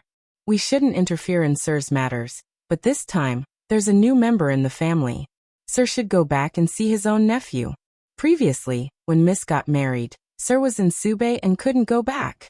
Master, Madam, and the other young masters and young ladies were all very regretful. This time. I know what you mean, but we can't change Sir's decision. Jiang Huiqing was surprised to hear this news. He recalled that He Qingyu had promised to spend the new year with him. He felt that He Qingyu might have his own reasons for not wanting to leave. After thinking about it, he walked over and asked, "What happened?" The housekeeper knew Jiang Huiqing's position in He Qingyu's heart, and also knew why He Qingyu didn't want to go back. He originally wanted to change the topic, but who would have thought that the other person couldn't hold back and blurted out the truth in a few sentences.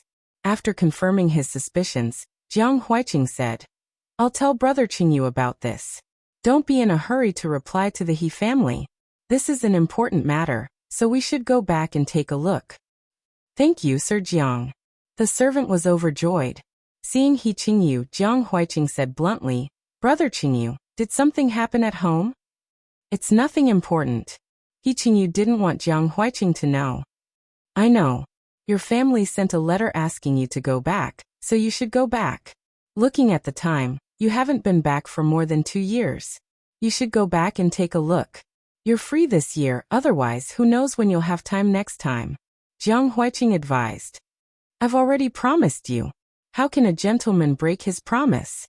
He Qingyu wasn't moved. "You and I both have matters to attend to. Even if we can't be together this time, there will be many opportunities in the future. If you can't reunite with your family because of me, I will feel uneasy." But He Qingyu seemed to be moved. "Besides, don't you want to go back and see your nephew? You haven't seen him since he was born, right?" Seeing that He Qingyu's expression was becoming more and more relaxed, Jiang Huiqing wanted to continue his persuasion. Unexpectedly, the other party suddenly spoke. "How about Huiqing come with me?" He Qingyu seemed to think this method was feasible. He continued, "This way, I won't fail to live up to my promise to Huiqing." Jiang Huiqing, genius. 1 second. Remember this website. www.beak50. CC Literature Mobile Version Reading Website. Beak50. Zizi.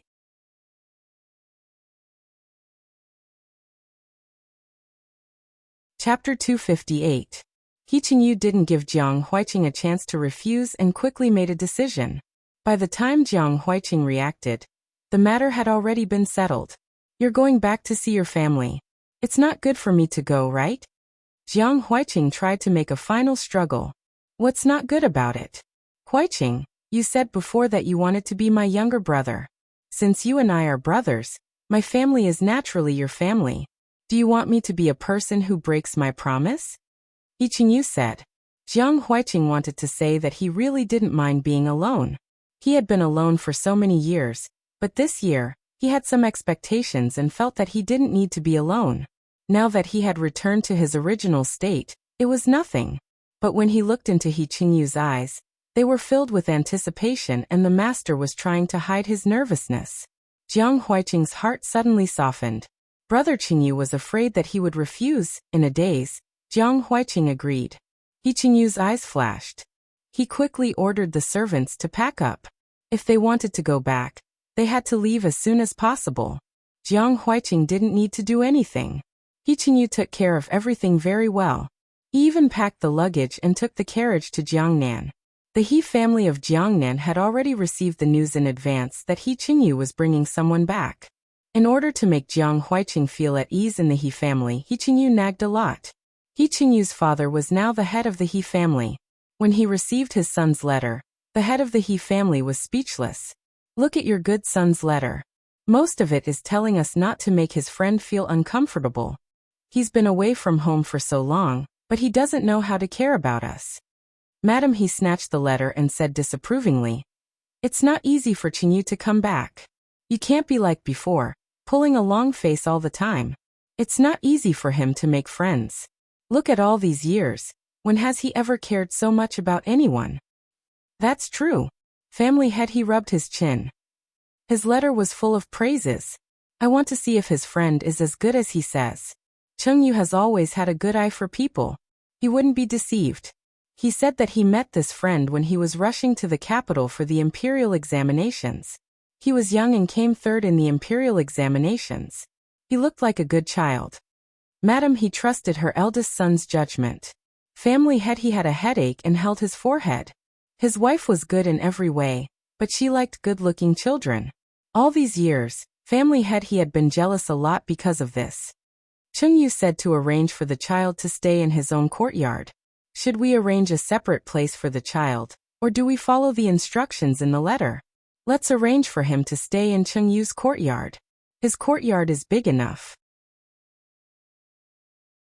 Moreover, the child is unfamiliar with this place. It will be easier to take care of him if he stays with Qingyu. Family head, he felt that Madam He's words were reasonable. Then let's do it this way. They will arrive in a few days. Tell the servants to be more efficient. The distance between the capital and the He family in Jiangnan wasn't too far. Other than the carriage, they still had to take a boat. It was Jiang Huiqing's first time on a boat. It was very refreshing. After getting off the carriage, the group of people arrived at the ferry. Jiang Huiqing saw the big boat docked by the river. His eyes were filled with amazement. Huiqing, do you like it? He Qingyu asked when he felt the change in his son's mood. It's my first time seeing such a big boat. Jiang Huiqing had always lived in the mountains with his teacher, but he had never seen such a big boat before. Jiangnan has a lot of water. When we arrive at the He family, I will take you on a boat tour. The kind of boat that is specially used for sightseeing is quite different from this kind of transport boat. Jiang Huiqing was indeed curious, so he gladly agreed. The group of people boarded the boat. The boat swayed, and Jiang Huiqing's excitement faded. His face became paler and paler. It was Jiang Huiqing's first time on a boat. As expected, he became seasick.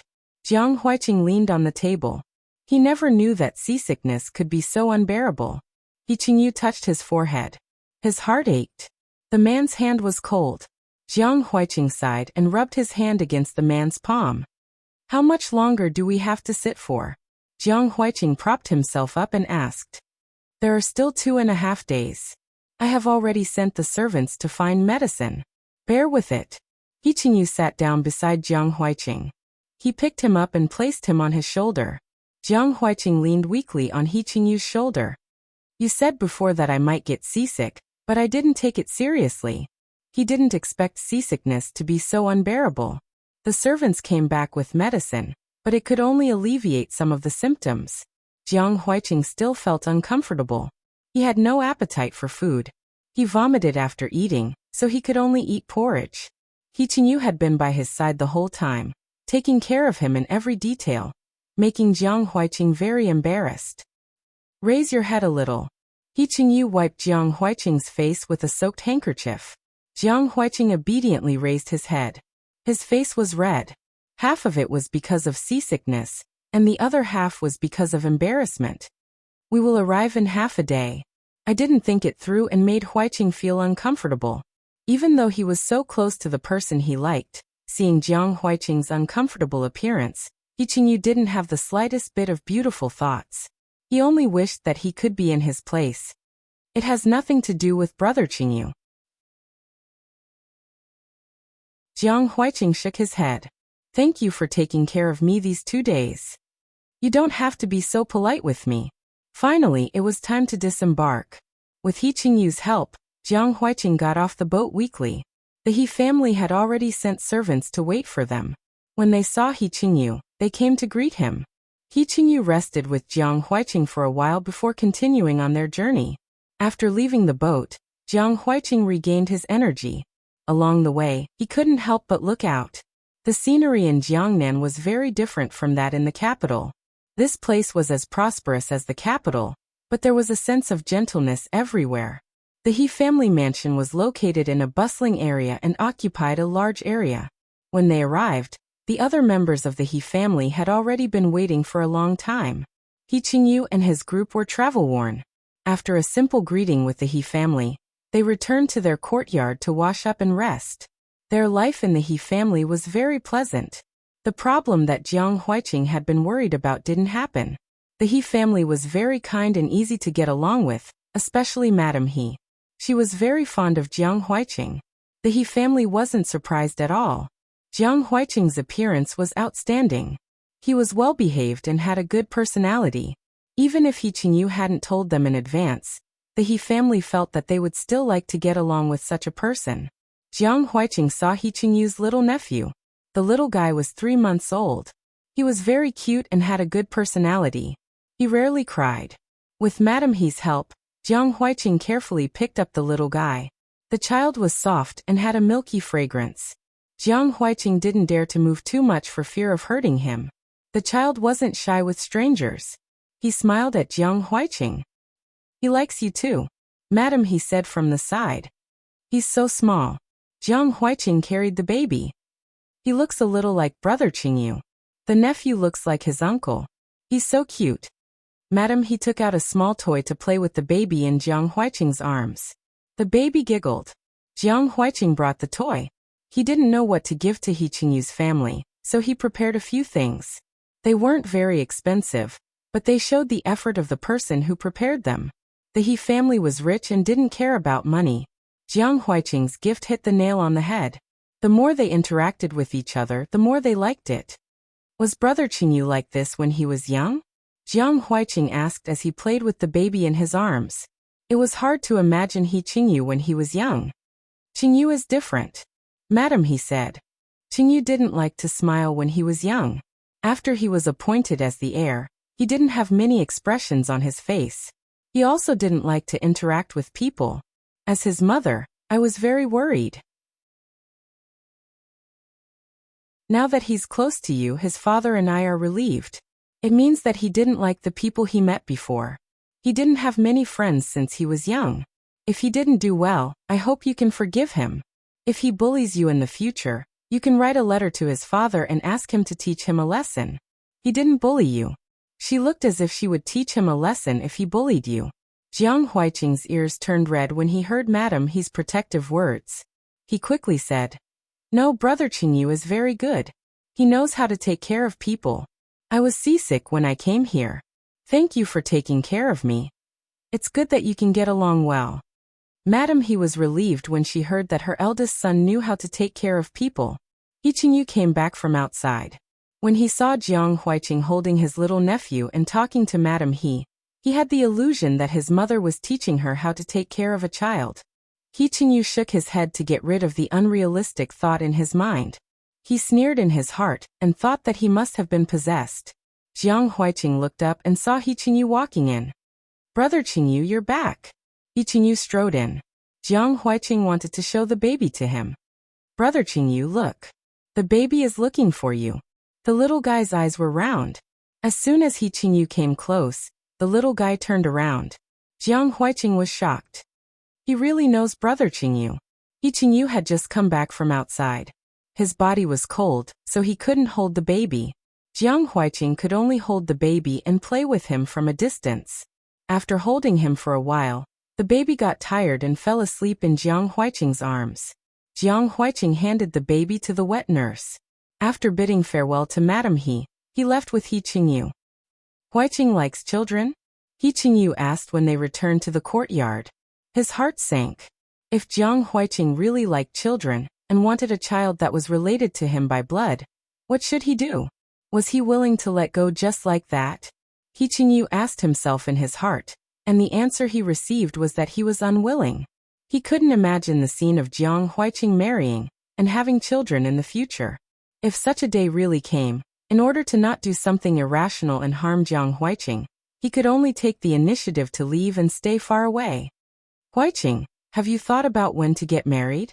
There are many officials in the imperial court who want to marry Huiqing. Their daughters are all very outstanding. If Huiqing has any plans, you have to tell me in advance." The jealousy in his heart spread like wild grass, but he didn't show it on his face. Even his tone was normal. He only silently planned in his heart. If that day really came, what should he do? No, he wouldn't allow that day to come. "I haven't thought about it."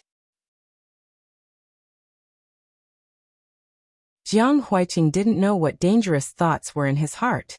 He lowered his head and felt his face heat up. "It's not that I like children. I just feel that he looks like Brother Qingyu. If Brother Qingyu has a child in the future, I think I'll like it very much too. Do you like it because it looks like me?" Genius 1 second. Remember this website. www.bika50cc Literature Mobile Version Website. Bika50cc.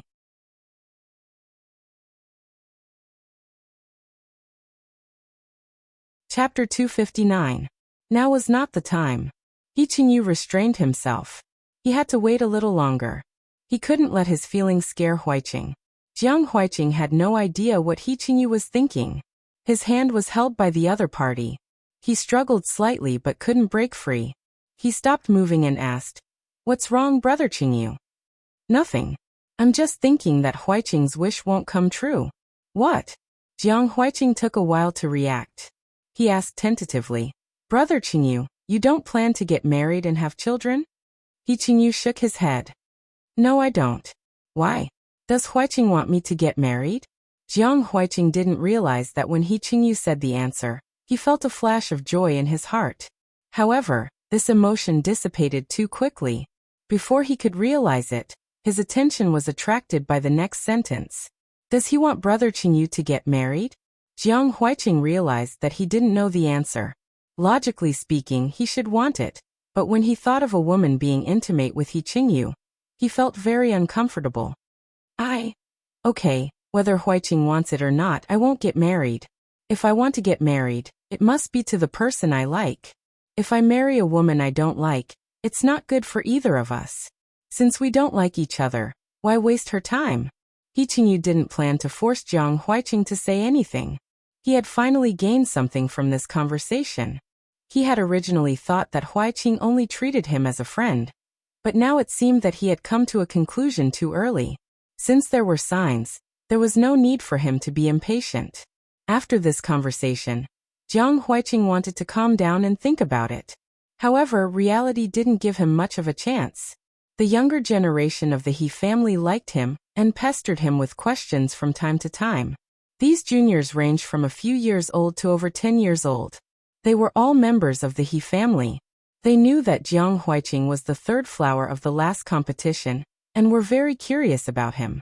On the other hand, He Qingyu was the one with whom no one of the younger generation dared to disturb him.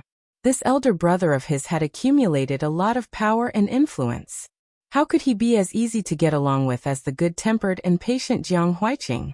Jiang Huiqing looked at the crowded scene on his side, and then looked at He Qingyu's side where no one showed any interest. He suddenly remembered what He Qingyu had said to him. None of my younger brothers and sisters are close to me. No wonder Brother Qingyu was so good to him. It turned out that no one appreciated his brotherly love, and could only pour it on him. Brother Qingyu was clearly a very competent and good elder brother. Jiang Huiqing felt that he should let the younger generation of the He family know this. Brother Qingyu also yearns for them to be close to each other. Family members do not need to be too distant. Of course, before this matter was completed, it was best not to let Brother Qingyu know. It was just nice to give him a surprise. Picking a day when He Qingyu was not around, Jiang Huiqing gathered the little radishes of the He family together and told them about He Qingyu.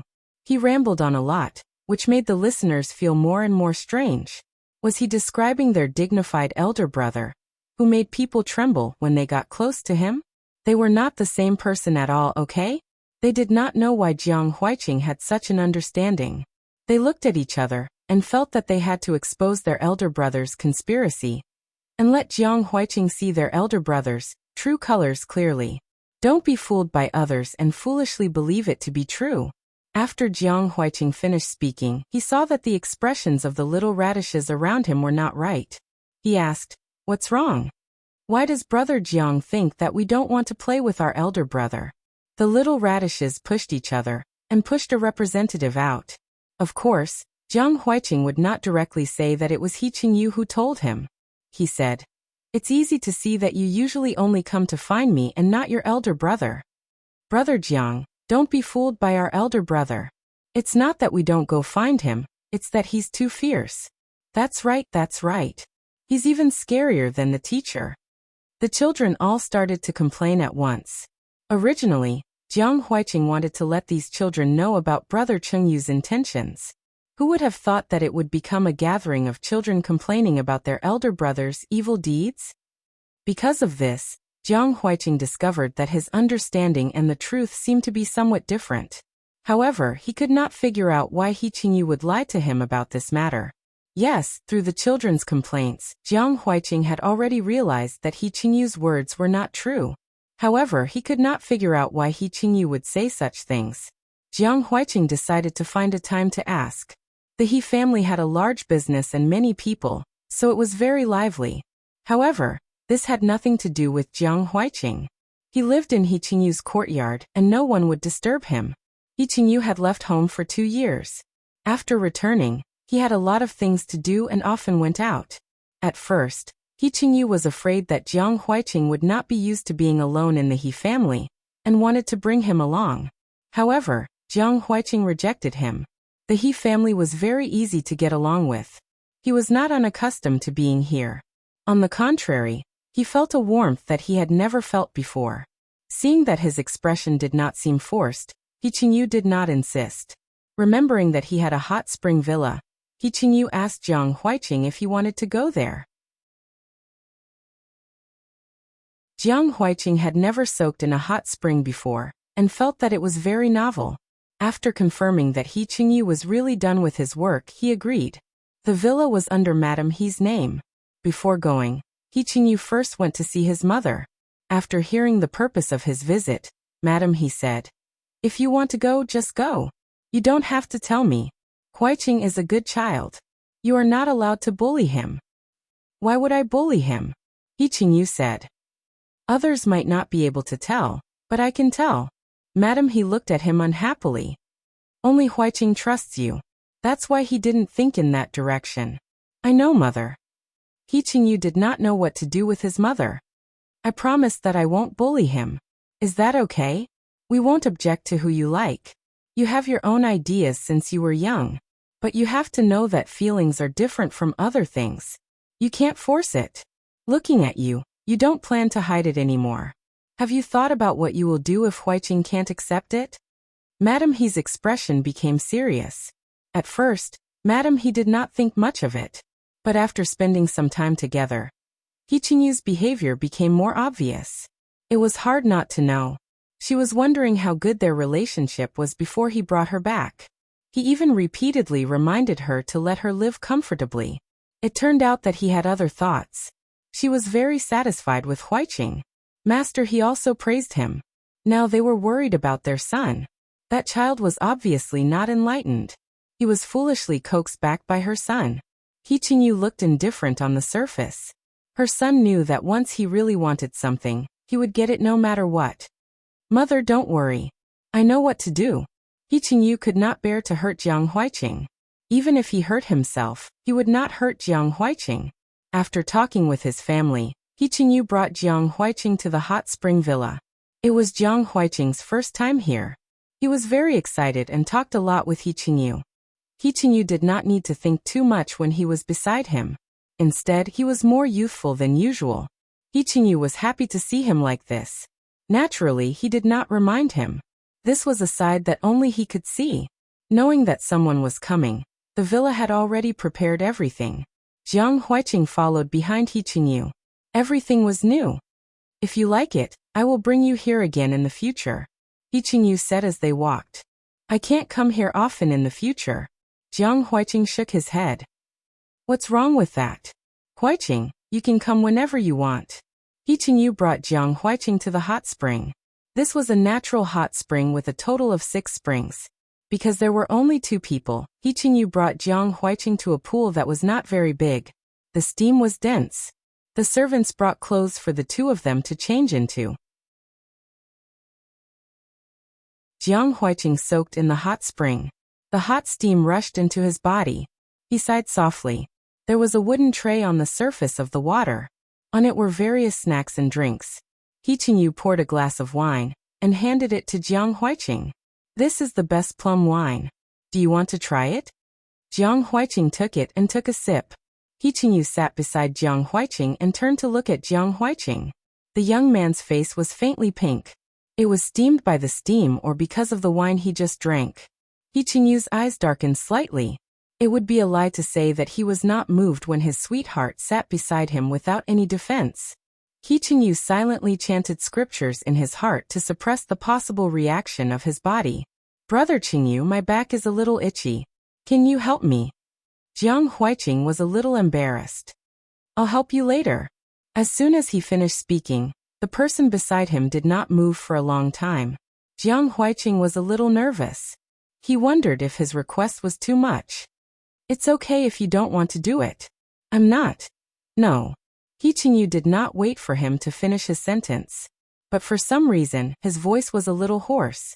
As he spoke, Huiqing grabbed Jiang Huiqing's shoulder and turned him so that his back was facing him. Where is it itchy? Back, shoulders. Jiang Huiqing's soaked clothes were removed, and his fair back was exposed. Huiqing picked up a handkerchief and wiped his back with moderate strength. Jiang Huiqing sat upright for a while. He felt a little tired and lay down by the side of the pool. The steam was so hot that it made him sleepy. Suddenly, Jiang Huiqing felt his waist being touched and could not help but shrink inwards. Don't move. The man's voice seemed to be restraining something. Jiang Huiqing sensed the abnormal atmosphere around him. His body stiffened and he did not dare to move again. Okay, Brother Qingyu, that's enough. This atmosphere made Jiang Huiqing very uneasy. His sleepiness was swept away, but his mind was a mess. He just wanted to get away. Huiqing, his palm was even hotter than the spring water. Wherever he touched, it was as if a fire had been lit and burned. Brother Qingyu, let go of me. I don't want to soak anymore. Jiang Huiqing panicked and wanted to escape. He did not know what had happened to Huiqing. He was shackled by the man and could not turn back. Naturally, he could not see the intense emotions in the man's eyes. That was the look in the man's eyes when looking at prey, a look that wanted to tear him apart and eat him. Huiqing closed his eyes. He had to admit that he had overestimated his self-control. When Jiang Huiqing was unguarded and had his back to him, it gave him the illusion that he could do whatever he wanted. They were so close that it was as if he could reach out and pull the other into his arms and get what he wanted. The temptation was too great. It was so great that He Qingyu wanted to take the risk. Jiang Huiqing was not completely without feelings for him. Was he? Genius 1 second. Remember this website. www.biku50cc Literature Mobile Version Reading Website. Biku50cc.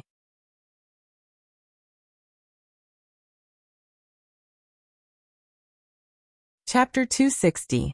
Jiang Huiqing's mind went blank.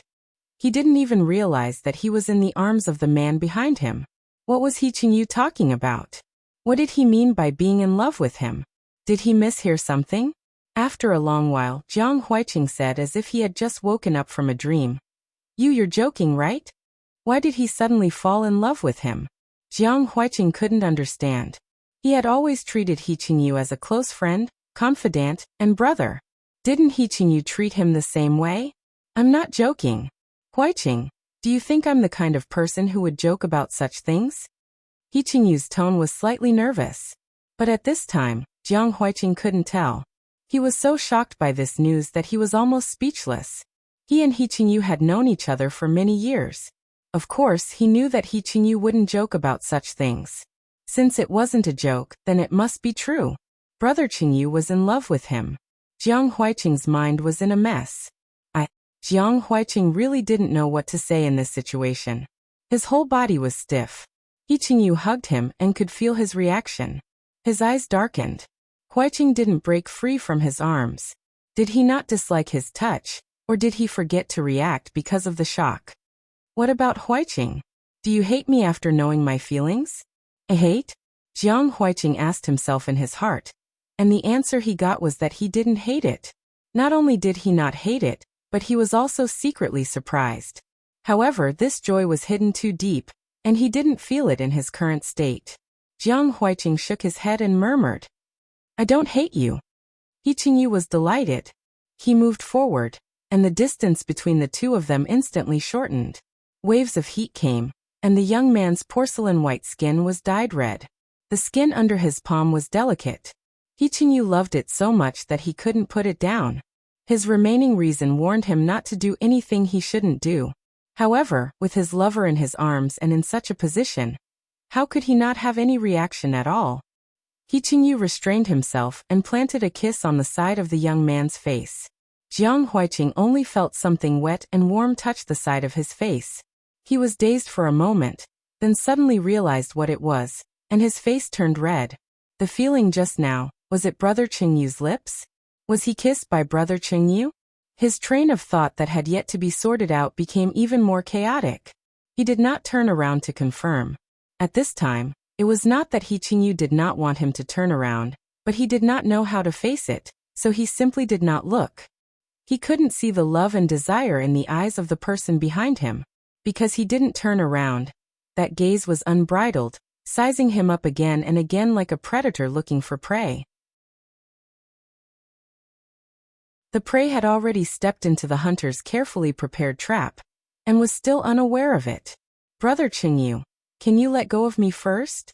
Belatedly, Jiang Huiqing finally realized that there was something wrong with their posture. They were too close, and their hot bodies were pressed against each other. Their thin clothes could not block anything at all, and their body heat was transmitted to each other. Also, there was the pair of hands around his waist. Jiang Huiqing's body was getting hotter and hotter, especially his face. He did not need to look to know how red his face was now. He buried his face in his arms, trying in vain to cool himself down. He Qingyu silently let go and stepped back a little. He whispered, Sorry, I couldn't control myself. After being let go, Jiang Huiqing felt the heat in his body dissipate a little. After what had happened, there was no way to soak in the hot spring. He panicked and wanted to leave. I don't want to soak, Brother Qingyu. His wrist was grabbed. It was not very forceful, but Jiang Huiqing still stopped in his tracks. Don't hate me, Huiqing. Jiang Huiqing nodded carelessly. Taking advantage of He Qingyu's release, he hurriedly ran away. He Qingyu stared at Jiang Huiqing's back with a faint gaze. He did not chase after him. He needed to calm down. If he chased after him, Who knew what would happen? Jiang Huiqing was hiding from He Qingyu. Everyone in the He residence had noticed. Ever since they returned from the hot spring villa that day, it had started. Jiang Huiqing thought that he had covered it up, but he did not know that everyone knew. Even the little radishes who often pestered him to play had noticed that something was wrong. A few of the little radishes gathered together and discussed in private. What happened between Brother Jiang and Big Brother? The two of them have not been together recently. Ever since Jiang Huiqing came to the He residence, except when He Qingyu went out to do business, the two of them were almost inseparable. Everyone in the He residence knew how close their relationship was.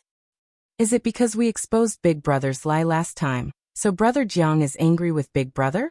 Then what should we do? If Big Brother knows, he will definitely punish us. Why don't we say more good things about Big Brother in front of Brother Jiang? We also have to tell Big Brother and let him admit his mistake in time to get Brother Jiang's forgiveness. That's right. After making up their minds, the little radishes divided into two groups and acted separately. The children who were chosen to go to He Qingyu's side were pushed to He Qingyu's door with a bitter face. He Qingyu opened the door and saw the unhappy children standing outside the room. He raised his eyebrows and asked, "What are you doing?" "Big Brother, we are here to apologize." The leading child took a deep breath and quickly told him what happened that day. The teacher said that if you know you are wrong, you are still a good child. Since Big Brother lied to Brother Jiang and made him unhappy, you should apologize. Brother Jiang is such a good person. He will not be angry with Big Brother. As he spoke, he carefully looked at Big Brother's expression. You are right. He Qingyu's mind was full of thoughts. You should apologize for doing something wrong. It had been so long. He could not let Huiqing continue to escape. These days, out of consideration for Jiang Huiqing's feelings, He Qingyu did not disturb him much. Jiang Huiqing wanted to avoid him, so he let him. He gave Jiang Huiqing enough time to react. It was time to see the results. Jiang Huiqing listened to the little radishes pleading for He Qingyu and was amused. Just at this time, He Qingyu stepped into the courtyard.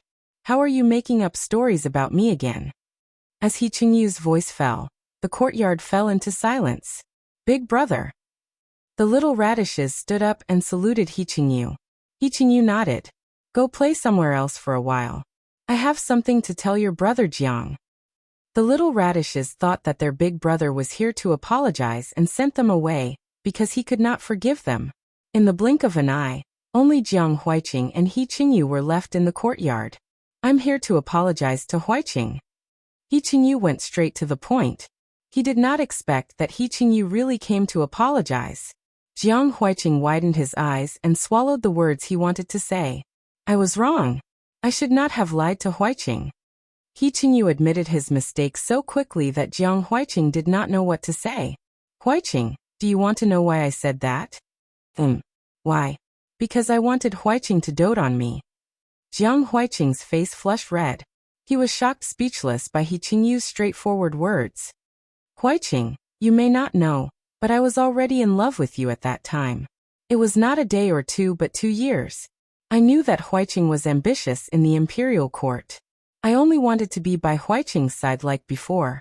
I was already very satisfied to be able to occupy the identity of Huiqing's close friend. Another thunderclap struck Jiang Huiqing's heart. Jiang Huiqing was stunned and said blankly, 2 years ago you already? Yes. He Qingyu admitted it without hesitation. Tell me you didn't intend to say it. Why did you say it now? Jiang Huiqing managed to regain his rationality. Because people are greedy. They can't help but want more. I am no longer satisfied with the identity of a close friend. I want to go further with Huiqing. This day was different from the day they soaked in the hot spring. Jiang Huiqing was facing He Qingyu. He could see the expression on He Qingyu's face the whole time. He could also feel that the other party's gaze was fixed on him. When did it start? Jiang Huiqing asked after a moment of silence. Maybe it started from the first time we met. He Qingyu smiled. When they first met, Jiang Huiqing appeared in He Qingyu's life like the warm winter sun. Since then he could not let go of this warmth. At first he thought it was a possessive desire for a friend. Later, he realized that he had never treated Jiang Huiqing as a friend. What about Huiqing? He Qingyu approached the young man and brushed the hair on his forehead. Has Huiqing thought about how to answer me these days? How could he have thought about it? Jiang Huiqing's mind was a mess. He stood there blankly with a blank expression. I don't know either. What were his feelings for He Qingyu? During this period he kept asking himself this question, but he could not find the answer. That day, were you disgusted? He Qingyu saw that he was still in a daze and added, when I kissed you. Jiang Huiqing lowered his eyes and did not dare to look at the man standing in front of him. Under the man's questioning gaze he gently shook his head. He Qingyu guessed that he would not be disgusted. Otherwise he would not have such a reaction at that time. When he finally got the answer, he slowly breathed a sigh of relief. He reached out and lifted the young man's chin. Huiqing, I don't want to wait anymore. If you don't want to say it, let me do it. If you can't stand it, just tell me to stop, okay? A kiss with the unique scent of a man fell on Jiang Huiqing's forehead. Jiang Huiqing closed his eyes and his eyelashes trembled. He Qingyu looked at him with a gentle gaze. The young man's eyelashes were very long, like butterflies fluttering their wings. They were also telling the master's uneasiness. He kissed him carefully. He was not rejected. The kiss went all the way down. He felt the body under his palm tremble slightly, but the young man did not speak. The kiss landed on the corner of the lips. This time, it did not leave immediately. Instead, it paused for a moment, as if to give the young man time to react, but also as if to make a final reluctant to leave. Their breaths mingled, and their lips touched. Jiang Huiqing's waist suddenly tightened. He staggered and fell into He Qingyu's arms. He was hugged by the waist and lost all his escape routes. I gave you a chance to refuse, Huiqing. He Qingyu's voice was hoarse. Jiang Huiqing grabbed the clothes under his hand. Before he could finish, his breath was taken away. Their lips and teeth met. This time it was no longer a light kiss. This kiss was full of aggression, as if to tear him apart and eat him. The strength on his waist was also increasing. The two were tightly pressed together. After some time, Jiang Huiqing felt something and struggled violently. Don't move. I won't do anything. Let me kiss you properly, Huiqing. The person in his arms was gradually comforted and immersed in the kiss. When he regained consciousness again, Jiang Huiqing found himself lying on the bed. He Qingyu supported himself above and looked at him intently. Jiang Huiqing blushed and stammered. You said you wouldn't do anything. He Qingyu chuckled and caressed his face. I won't touch you. I didn't prepare anything here. Besides, these things should be left for the wedding night. Jiang Huiqing looked away. His heart was beating very fast. It had never been so fast before. This made him feel a little at a loss. Moreover, He Qingyu's new identity gave him a very different feeling. When that gaze landed on him, it was as if it wanted to burn him up. Don't look at me like that. It was a pity that the quilt was not at hand. Otherwise, Jiang Huiqing would have buried himself in it. He Qingyu did not restrain himself at all. His hand moved down. Let me help you. Jiang Huiqing bent his legs. He Qingyu did not give him a chance to refuse. I help Huiqing. Huiqing, help me, okay? Didn't you say no? His lips were blocked again. Yes, so I'm just helping. For the first time, Jiang Huiqing felt that He Qingyu had such a rogue side. At some point, the sky darkened. The sunset was covered by the curtain of night. A full moon rose high in the sky, sprinkling silver light. In the courtyard, clusters of well-grown flowers bloomed one after another. As the saying goes, flowers are good, the moon is round and people are long. Genius 1 second. Remember this website. www.bika50. CC Literature Mobile Version Reading Website, mbika50. CC. You're tuning in to the Earbook Haven YouTube channel. Don't forget to subscribe and join us on this journey to catch the most captivating stories.